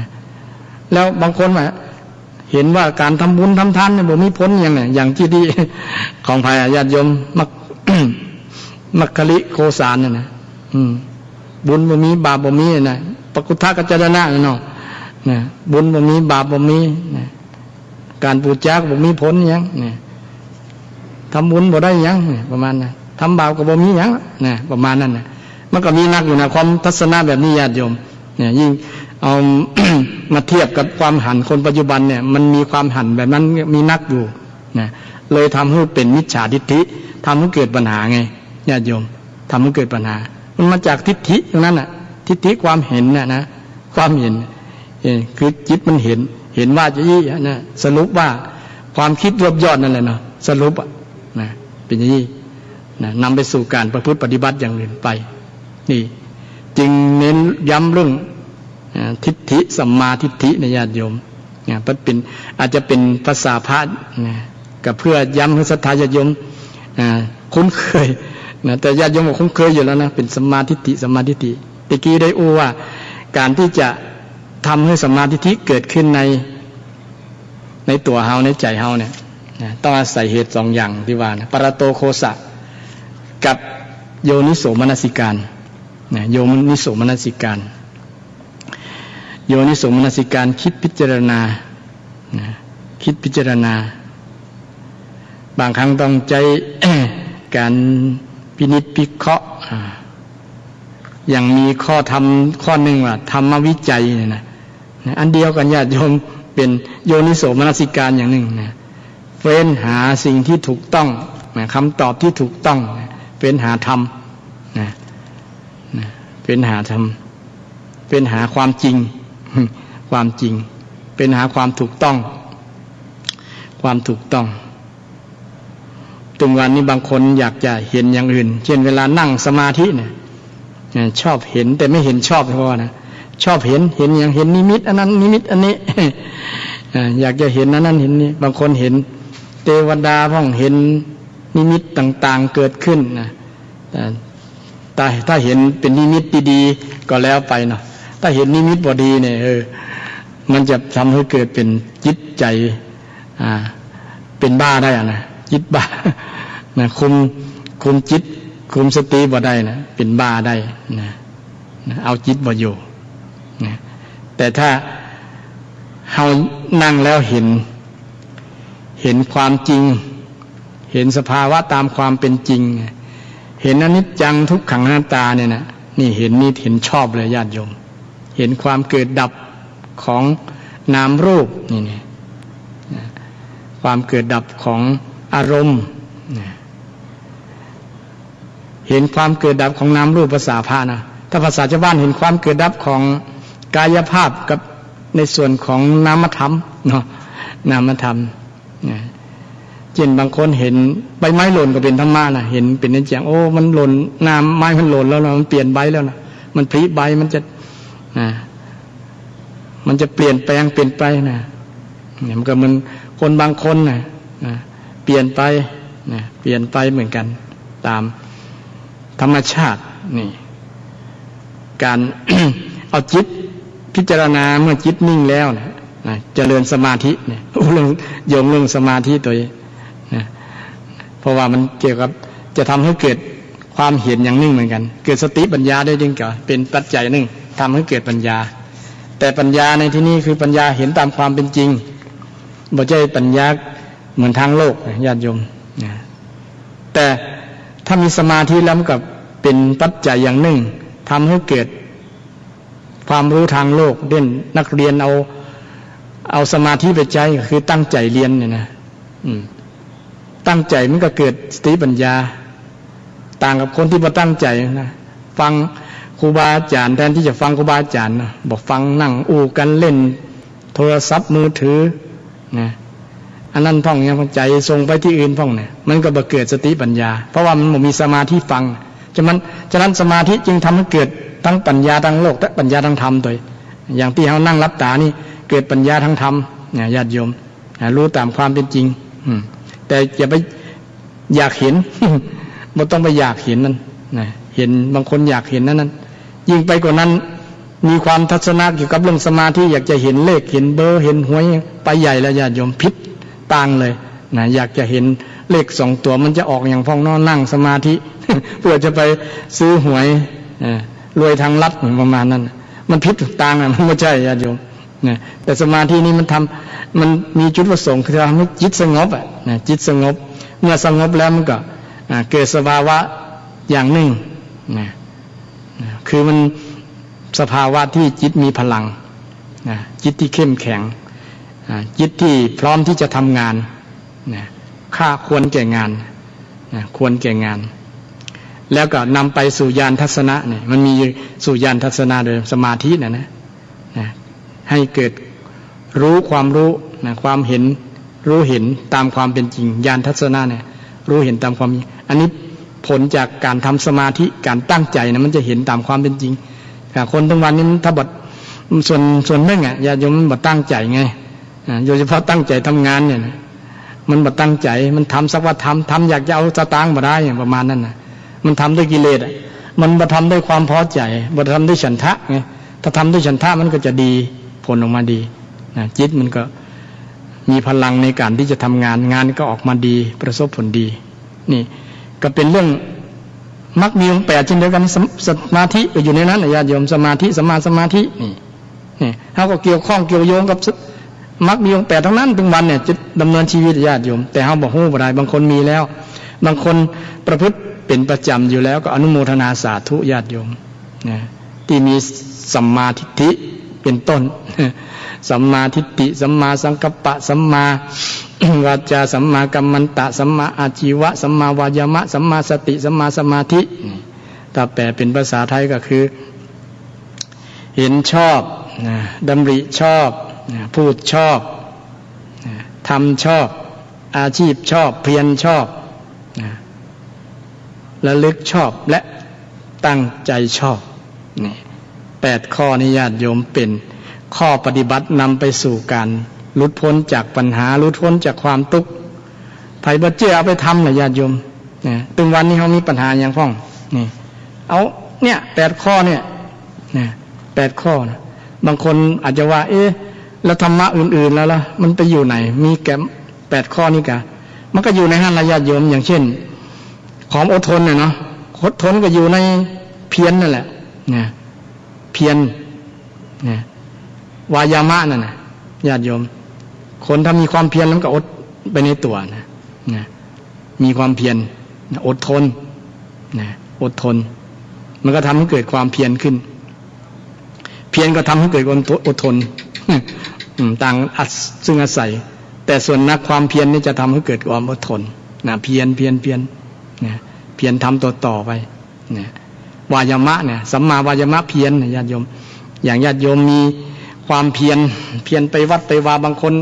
สุขภาพร่างกายบดีก็ยังมีใจมันสู้นะใจมันเพียรมันก็จะไปได้นะก้อยไปบางคนเนี่ยเอ็นดูศรัทธาญาติโยมนะสุขภาพขันธมารมันเกิดนะกับร่างกายนั่งก็โอยลุกก็โอยเนี่ยแต่ใจมันสู้มันเพียรมันไปได้ละพรรษานี้จะไปไม่ได้ละไปไม่ได้ละไปไม่ได้บอกยอมกันอันนี้แหละมันฝ่าฟันต่อทำให้เกิดความอดทนสู้ได้ทนได้ถึงร่างกายมันจะเป็นอันนั้นเป็นอันนี้โรคเกาต์เบาหวานยังก็ตามมันบอกบทสู้กับจิตกับใจที่เข้มแข็งของศรัทธาญาติโยมบางผู้บางท่านเพราะใช้สัมมาวายามะเพียรสู้ต่อสู้มีความสู้จิตใจสู้แต่สู้แล้วบ่ยอมการมันถึงไปได้อย่างพระ พระชนกมหาชนกเนาะมหาฟังยังเพียรว่ายน้ำข้ามมหาสมุทรได้ญาติโยมใช้ความเพียรเป็นสิ่งหนึ่งเป็นข้อหนึ่งที่อยู่ในมรรคมีองค์8ญาติโยมถึงวันนี้คนส่วนหลายคนที่เป็นเศรษฐีก็เอานี่วายามะนี่มาเพียรเพียรทำเพียรประกอบสมาชีพเพียรขยันเพียรอดออมเพียร ต่อสู้เป็นธรรมะที่เข้าใจอยู่แต่ว่าเขาบอกรู้ตัวบ่ได้ญาติโยมบางคนคนที่นำไปใจบกพร่องชีวิตก็จะบริบูรณ์สมบูรณ์ญาติโยมมีปัญหาน้อยหรือแทบบ่มีปัญหาเลยฉะนั้นก็อยากจะฝากธรรมะกับญาติโยมทั้งหลายธรรมะมงคลในวันนี้เรื่องของมรรคมีองค์8ข้อแรกและโยงไปถึงข้อหลายๆข้อเลยญาติโยมแต่เน้นเรื่องข้อที่ว่าสัมมาทิฏฐิเป็นได้อาตมาถึงในพุทธที่แล้วว่าความเข้าใจก็ดีความรู้ก็ดีก็คือมันตระกูลเดียวกันมันอันเดียวกันนะคือมันใกล้เคียงกัน เนี่ยคือปัญญาเนี่ยปัญญาสัมมาทิฏฐินี่คือตัวปัญญาเนี่ยปัญญาก็คือความรู้อาตมาเรียนบาลีว่าปัญญามาจากศัพท์ภาษารักว่าปะข้างหน้ายาธาตุในความรู้นะซ้อนยะซ้อนยอยิงเนี่ยนะมันมีวิธีอักขระพยัญชนะนะปะว่าทั่วข้างหน้าก่อนออกนี่แปลได้หลายอย่างปอปลาเนี่ยนะปอปลาตัวเดียวเนี่ยแปลว่าปะเนี่ยนะแปลว่าก่อนก็ได้นะข้างหน้าก็ได้ทั่วก็ได้นะก่อนก็ได้ออกก็ได้นะปะทั่วข้างหน้าก่อนออกนี่แปลได้หลายแต่ที่นี้แปลว่าทั่วเนี่ยคือรู้ทั่วเลยรู้ครอบคลุมเลยปัญญาเนี่ยนะรู้ครอบคลุมแต่ในปัญญาที่พระพุทธเจ้าได้สอนไว้ประจำคือรู้ตามความเป็นจริงรู้ตามความเป็นจริงของสังขารไม่ต้องไปรู้นอกนักรู้ในอย่างโดยเฉพาะเน้นที่เรื่องความในของเฮาเนี่ยนะรู้ในภายในคือรู้จิตของเฮานี่แหละเนี่ยไม่ต้องไปรู้อื่นถ้ารู้จิตใจของเฮาแล้วก็ยังก็รู้ต้องนอกกับบ่สำคัญแต่มันรู้มาเองเนี่ยฉะนั้นปัญญาจึงรู้ทั่วจึงแปลว่ารู้ทั่วรู้ทั่วปัญญาแปลว่ารู้ทั่วคนที่รู้ทั่วรู้รอบรู้แจ้งก็คือตัวความรู้นั่นแหละรู้เพราะคิดรู้เพราะฟังเกิดจากการฟังเกิดจากการคิดเกิดจากการลงมือทำลงภาวนาไปหน่อยจิตตมยปัญญาสุตมยปัญญาจินตมยปัญญาภาวนามยปัญญาความปัญญาความรู้เกิดจากการฟังนี่ที่โยงไปถึงเรื่องสัมมาทิฏฐิจะเกิดขึ้นกับมาจากการฟังเช่นเดียวกันฟังคนอื่นปรัตโตโคสะนี่ก็เป็นกระบวนการเดียวกันที่จะทำให้เกิดสติปัญญานะถ้าเกิดสติปัญญาเกิดสัมมาทิฏฐิเนี่ยอันเดียวกันตัวเดียวกันญาติโยมจึงอธิบายพุทธิแล้วว่าแปลว่าความรู้ความเข้าใจนะ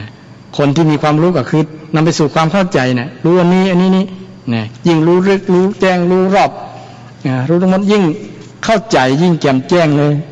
แจ่มแจ้งแดงแจ๋โล่งสว่างมันหันหมดหันอย่างทุกยิงทุกอย่างนะเป็นปัญญาเนี่ยปัญญาและคำว่าปัญญาในทางพุทธศาสนาความรู้นี่ก็มีปัญญาหลายๆระดับเช่นปัญญาระดับฌานก็ดีระดับญาณนี่ระดับหลายๆระดับเนาะที่เช่นอวิชชาวิชานิยมเนาะอวิชชาแปลว่ารู้นี่ถ้าวิชาแปลว่ารู้อะแปลว่าไม่นะชาในความรู้นะจึงแปลว่ารู้กับไม่รู้นะอวิชชาแปลว่าไม่รู้นะถ้ามีอวิชชานี่บ่ฮู้เลยบ่ฮู้แต่นะมันขำอยู่ในจิตในใจบางครั้งมันอยู่ในซ่อนในจิตในใจของคนเราคนเพราะความโมโหนี่แหละนะโดยเฉพาะความโมโหในกองสังขารนี่แหละนะโมโหในสภาพความเป็นจริงธรรมชาติความเป็นจริงเนี่ยที่มันเกิดขึ้นเนี่ยแต่พุทธเจ้าในพระองค์เนี่ยหูก่อนเปิ้นเลยนะยิ่งความธรรมชาติตัวนี้มันหูมีอยู่แล้วแต่พุทธองค์ค้นพบเลยมาบอกนะต้องเอาวิชามาแก้ทำให้เกิดปัญญาทำให้ผ่าฟันแห่งความ ปัญหาได้หลุดพ้นแห่งความทุกข์ได้นี่ก็เกี่ยวกับความรู้ทั้งนั้นนะความรู้ต้องมีวิชาวิชามีวิชาหรือว่ามีปัญญานะเป็นก็นี่ก็เป็นในอย่างว่าเป็นปัญญาที่คุณของพระพุทธเจ้าเนาะพระปัญญาที่คุณของพระพุทธเจ้าปัญญาที่คุณที่พระองค์ทรงมีปัญญาที่แยกแยะนะที่จะอธิบายความเข้าใจให้เข้าใจได้แต่ละอย่างมัน แต่ละธรรมะมันส่วนมากมันเป็นนามธรรมนะญาติโยมนะมันบ่มีตัวมีตน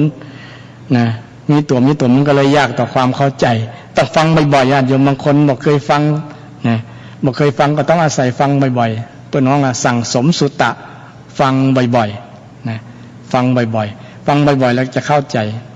แม้แต่อาตมาก็ชอบหูฟังนั่นฟังนี้ฟังครูบาอาจารย์ฟังก็หมดละเพราะว่าเฮา ฟังแล้วเฮาก็มาประมวลมารวบรวมดูว่ากรรม กรรมอู่กรรมจากรรมสอนนั้นน่ะมัน มีความแตกต่างกันจะได้เนี่ยเฮาเข้าใจเพิ่นเข้าใจจะได้เฮาเข้าใจจะได้เป็นต้นนะจะทำให้เกิดความรู้อย่างกว้างขวางแต่ทั้งนี้ทั้งนั้นก็ความรู้ที่รวบยอดเลยก็อยู่ที่พระพุทธเจ้าและญาติโยมแต่ทีนี้คำพระพุทธเจ้าบางคำนี่ญาติโยมนะบางคำเขาบอกคุ้นเคยเขาต้องฟังบ่อยๆไงนะต้องอาศัยครูบาอาจารย์นะที่เป็นอัตถคถาจารย์นี่แหละนะอัตถคถาจารย์อธิบายคำสอนอีกคำถ้าจะโลกไปเลยมันก็บ่รู้นะเพราะว่าเราบ่ใช่นิรุตติปฏิสัมภิทานิรุตติปฏิสัมภิทาคือแตกฉานในเรื่องภาษายกเว้นบุคคลบางคนเป็นผู้แตกฉานในภาษาอย่างมีละอ่อนคนเนี่ยแตกฉานในภาษาอายุตอนนั้นมาถึง7 ขวบก็แตกฉานอูอ่านได้เนี่ยอูได้ต้อง7 ภาษาก่อนญาติโยมเนี่ย7 ภาษานี่ยกเว้นบุคคลนี้เมื่ออูแล้วเขาจะเข้าใจง่ายเพราะว่าเขาแตกฉานภาษาอย่างเราท่านทั้งหลายเนี่ยแม้แต่ภาษาตัวเก่าก็ยังบางครั้งก็ยัง ก็เข้าใจนะจะป่วยกล่าวไปย้ายถึงภาษาบาลีภาษาอย่างนี่ฉะนั้นคำอธิบายของครูบาอาจารย์จำเป็นสิ่งจำเป็นที่จะนำไปสู่ความเข้าใจเกิดสัมมาทิฏฐินะต่อไปบางอย่างบางประโยคบางอย่างมันเกินสติปัญญาของเราต้องอาศัยครูบาอาจารย์นะต้องอาศัยความแตกฉานในเรื่องภาษาต่างๆนะถึงจะเข้าใจคำสอนเพราะว่าคำสอนของพระพุทธเจ้านั้นบางมันเป็นสิ่งที่สุขุมละเอียดลึกซึ้งนะลึกซึ้งยากต่อการที่จะเข้าใจได้ง่ายแต่บ่เกินความสามารถสติปัญญาของคนนะบ่เกินความสามารถของสติปัญญาของคนอย่างเช่นเราจะเข้าใจเรื่องสัมมาทิฏฐิเนี่ยนะก็ต้องฟังบ่อยๆนะเพราะมันเป็นเพราะมันเป็นหัวใจสำคัญหลักสำคัญในการปฏิบัติในการที่จะดำเนินชีวิตให้หลุดพ้นจากความทุกข์ได้นะที่พระเจ้าได้สอนมา 2,000 กว่าปีมาแล้วเนี่ยเป็นของดีญาติโยมเป็นอริยทรัพย์อริยสัจเลยเด้ออริยสัจคือความจริงอันประเสริฐที่บ่มีไผที่มากล้าแย้งมาโต้แย้งว่ามันบ่จริงบ่ถูกบ่ต้องเลยนะจนเกิดเป็นพระพุทธเจ้ามาพระพุทธเจ้าเป็นผู้ที่โต้แย้งความเห็นต่างๆที่ว่าอันนี้บ่ถูกต้องเด้ออันนี้บ่ถูกจะได้พูดองค์ก็ชี้แจงบ่ถูกจะได้ที่มีความเห็นครูบาอาจารย์มีความเห็น อันที่ลัทธิทั้ง6ครูบาอาจารย์ทั้ง6ท่าน6 คนนะตัวมีความเห็นแบบนั้นล้วนเป็นสมาเป็นมิจฉาทิฏฐิกันทั้งนั้นไม่ว่าจะเป็นอักขริยทิฏฐิเห็นว่าบ่ใช่ทำบ่ใช่ทำใช้ทำนั้นนี่เป็นอันทำนะแค่นี้ก็ยากที่จะเข้าใจเหมือนกันนะมันบ่เป็นอันทำจะได้นะฟังแล้วก็งงๆเหมือนกันนะทำแล้วไม่เป็นอเหตุกทิฏฐินี่ว่าบ่มีเหตุนี่เห็นว่าบ่มีเหตุบ่มีปัจจัยหยังนะเห็นว่าทุกสิ่งทุกอย่างมันเกิดมาเองนะยิ่งไปกว่านั้นบาง นำไปสู่เกี่ยวกับเรื่องของเทพเจ้าของพระเจ้าที่จะดลบันดาลประทานพรอย่างประมาณนั้นนะมีลักษณะแบบนั้นว่าจะสุขจะทุกข์ก็ตามอยู่ที่การจะให้นะพระเจ้าจะมอบให้นะความสุขความทุกข์เนี่ยมนุษย์บ่สามารถที่จะสร้างความสุขได้หรอกนะแต่พระเจ้ามาปฏิเสธทันทีว่ามันบ่เกี่ยวกันหรอกนะพระเจ้าจะมีกี่พระองค์ก็แล้วแต่บ่สามารถที่จะทำให้คนเฮามีความสุขหรือความทุกข์ได้นอกจากพฤติกรรมการกระทำของบุคคลนั่นเองนะการกระทำผลของการกระทำของบุคคลนั่นเองเนี่ยจะทำให้เขาสุขเขาทุกข์บ่มีไผแต่เพียงเป็นเหตุปัจจัยส่วนหนึ่งด้านที่จะกระตุ้นให้เขาระลึกนึกถึงว่ามันเป็น เหตุเป็นผลจะได้นะอันนี้เป็นทัศนะเป็นความเห็นที่พระพุทธเจ้าโต้แย้งกับลัทธิที่ว่าความสุขความทุกข์บ่มีเหตุบ่มีปัจจัยนะมันจะสุขจะทุกข์มันเกิดเองจนเป็นเหตุทำให้คนบางส่วนนะคิดว่านั่งรอโชคชะตานั่งรอว่ามันจะมาเองเนี่ยบ่ดิ้นรนคนควายบ่ใจความเพียรบ่ใจสัมมาวายามะเนี่ยภาษาพระบ่ใจความเพียรที่ถูกเนี่ยถ้าเราอยากจะหลุดพ้นจากความทุกข์เนี่ยต้องมีความเพียรต้องประกอบสัมมาชีพต้องมีทัศนะที่ถูกต้องดีเริ่มต้นที่ว่าทัศนะคือความเห็นที่ถูกต้องและความคิดที่ถูกต้องเนี่ยเป็นสัมมาสังกัปปะสัมมาวาจาเป็นความกำอูที่ถูกต้องที่บทเป็นกำอูที่บทเท็จบทจุหลอกลวงไผถ้าจุหลอกลวงไผนี่เป็นกำอูที่สร้างปัญหาสร้างความทุกข์อย่างถึงวันนี้ญาติโยมนะทั้ง Facebook ก็ดีทั้ง LINE ก็ดีเนี่ยนี่มันเป็นสิ่งที่แทนกำอูคนนะยิ่งคนที่บ่ชอบหน้ากันนะพิมพ์ประโยคพิมพ์กำอูนะแล้วก็ส่งไปถึงกันแล้วก็บุคคลนั้นก็ได้รับแล้วก็อ่านแล้วก็โคถึงกัน เพราะว่ามันเป็นสัมมาวาจาแล้วมันเป็นสัมมามันเป็นมิจฉาวาจาอันนี้เป็นตัวแทนวาจาในกำอูเป็นอาจจะเป็นอันอย่างก็อวัจนะภาษาบางสิ่งก็การแสดงท่าทีท่าทางเนี่ยเนาะก็เป็นสิ่งที่แทนกำอูเช่นเดียวกันเช่นยกไม้ยกมือนะยกไม้ยกมือแสดงสัญลักษณ์อย่างเป็นต้นเนี่ยก็เป็นสิ่งที่แทนกำอูถ้าเป็นสัญลักษณ์ที่ดีอย่างที่เขาสังคมกำหนดหรือยอมรับกันนะสมมุติกันนะว่ามันสัญลักษณ์แบบเนี้ยนะหมายความมันจะยี่นี่นะถ้าไปส่งซิกส่งสัญลักษณ์ผิดเนี่ยทำให้สื่อความหมายผิดคนนั้นก็เข้าใจผิดนี่ก็เป็นตัวแทนของวาจากำอูเช่นเดียวกันมันก็เกิดปัญหาต่างๆเช่นมีคลิปที่เกี่ยวกับสวอย่างเงี้ยเนาะต้นใส่ลายป้ายสีกัน เป็นปัญหาเนี่ยทำให้กลมไปโดยนะส่วนร่วมเชียร์ฝ่ายใดฝ่ายนั้นฝ่ายนี้นะมีสองฝ่ายบางคนก็เชียร์ฝ่ายนั้นเนี่ยเป็นปัญหาญาติโยมเป็นทุกข์อ่ะ เป็นทุกข์เนี่ยมาจากคนที่ดำเนินบ่ตามมรรคมีองค์8บ่เป็นสัมมาวาจาเกี่ยวกับมรรคมีองค์8ทั้งนั้นเนี่ยเกี่ยวกับสภาพสังคมทุกวันเนี่ยญาติโยมนะลองพิจารณาดีๆนะระวัง ธรรมะทั้ง8ข้อเนี่ยเอาตรวจสอบตรวจตาดูว่าตื่นเช้าขึ้นมาเนี่ยเราดำเนินตามมรรคมีองค์8เรามีทัศนะที่ดีก็มีความหันที่ดีก็ตื่นเช้ามานะเช่นหันคนผ่านไปผ่านมาหรือว่าเห็นคนในครอบครัวเนี่ยเรามีทัศนะที่ดีต่อกันนะญาติโยมทัศนะที่ถูกต่อกันเนี่ยมันก็บ่มีปัญหากับชีวิตของเรา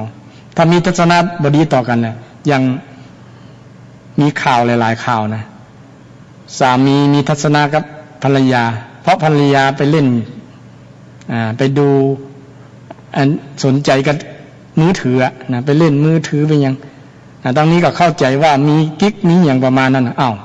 เริ่มมีทัศนะที่เข้าใจผิดกับภรรยายิ่งภรรยาชอบเล่นเกมอันนั้นเกมนี้มันบ่เกี่ยวกับกิ๊กเลยแต่ก็มีส่วนหนึ่งเหมือนกันเนอะที่ภรรยาไปมีใจปั่นใจให้คนอื่นมีกิ๊กไปเล่นไปส่งข้อความไปส่งไลน์ส่ง Facebook กันเนี่ยไปจีบกัน จีบกันตั้ง ตั้งออนไลน์เนาะส่งความรู้สึกอย่างต่างกันนี่ก็เป็นเรื่องของแตนกำอูกำจ่าเป็นเรื่องวาจากันนะญาติโยมนะเป็นแตนกำอูกำจ่าและทีนี้การจะ การจะแสดงออกมันก็เกี่ยวกับเรื่องมรรคมีองค์8นั่นแหละเกี่ยวกับเรื่องทัศนะความเห็นความคิดเห็นเช่นเห็นว่าภรรยาไปมีกิ๊กเพราะว่าไปสนใจเรื่องโทรศัพท์มือถืออย่างประมาณนั้นทำให้เกิดปัญหาต่างๆตัวมา อาตมาไปกับเวลาก็ผ่านไปเดี๋ยวนี้ก็เหลือแค่5 นาทีญาติโยม5 นาทีเนาะก็ถึงเวลาจะนำรายการทำมาเพื่อสืบสานและเพิ่มแรงบันดาลใจจากวัดชัยสถานวันนี้ก็ขอเจริญพรอนุโมทนาขอบคุณที่ศรัทธาญาติโยมตั้งอกตั้งใจอยากจะฟังรายการธรรมะที่ตั้งใจบ่หมุนขึ้นไปทางใดก็ขอขอบคุณแต่บางคนตั้งใจอยากจะโทรมาก็คงจะหมดเวลาโทรบ่ตันแล้วเนาะวันหน้าค่อยโทรกันเพราะว่ามีบางคนอาตมามาบอกอาตมาว่าเบอร์อย่างจำไม่ได้นะอาตมาก็จำไม่ได้เช่นเดียวกันว่าเบอร์ญาติโยมก็จำไม่ได้กันนะ053-114-332เนาะนะ053-114-332 053-114-332จำไว้จดไว้ที่บ้านเนาะเพื่อโทรในวันหน้าพุธหน้าบางคนอยากจะโทรแต่จำเบอร์โทรบ่ได้บ่ตันนี่อย่างคนพอออกไม่ออกบางคนเนี่ยเป็นจดบ่ตันนะจดบ่ตันเลยบ่มีโอกาสโทรมาถามอยากจะโทรมาถามปัญหาธรรมะถามเรื่องนั้นเรื่องนี้เนี่ยก็เป็นเรื่องดีญาติโยมเนี่ยก็วันหน้าค่อยโทรเนาะวันนี้เวลามันหมดเวลาก็ขอนำรายการจากศรัทธาญาติโยมทุกผู้ทุกท่านที่รับฟังรายการครูบาอาจารย์ที่ฟังอยู่เนาะก็ขอกราบขอบพระคุณเป็นอย่างนักอย่างหลายในวันนี้ที่ได้นำเอาสารธรรมคำสอนเกี่ยวกับเรื่องมรรคมีองค์8โดยเฉพาะสัมมาทิฏฐิมาขยายความอีกครั้งหนึ่งให้ศรัทธาญาติโยมท่านทั้งหลายได้ฟังกันว่าธรรมะแต่ละข้อนี้เป็นเรื่องอยู่ใกล้ตัวของเฮาญาติโยมแล้วเขาต้องทำความเข้าใจให้ถูกต้องเป็นสัมมาทิฏฐิถึงจะเกิดประโยชน์ในการดำเนินชีวิตสำหรับในวันนี้ก็ขอเจริญพรทุกท่านทุกคนมีความสุขมีความเจริญด้วยจตุรพุทธพรชัยทั้ง4ประการคืออายุวันนะสุขภะด้วยกันทุกท่านทุกคนเทินเจริญพรสาธุ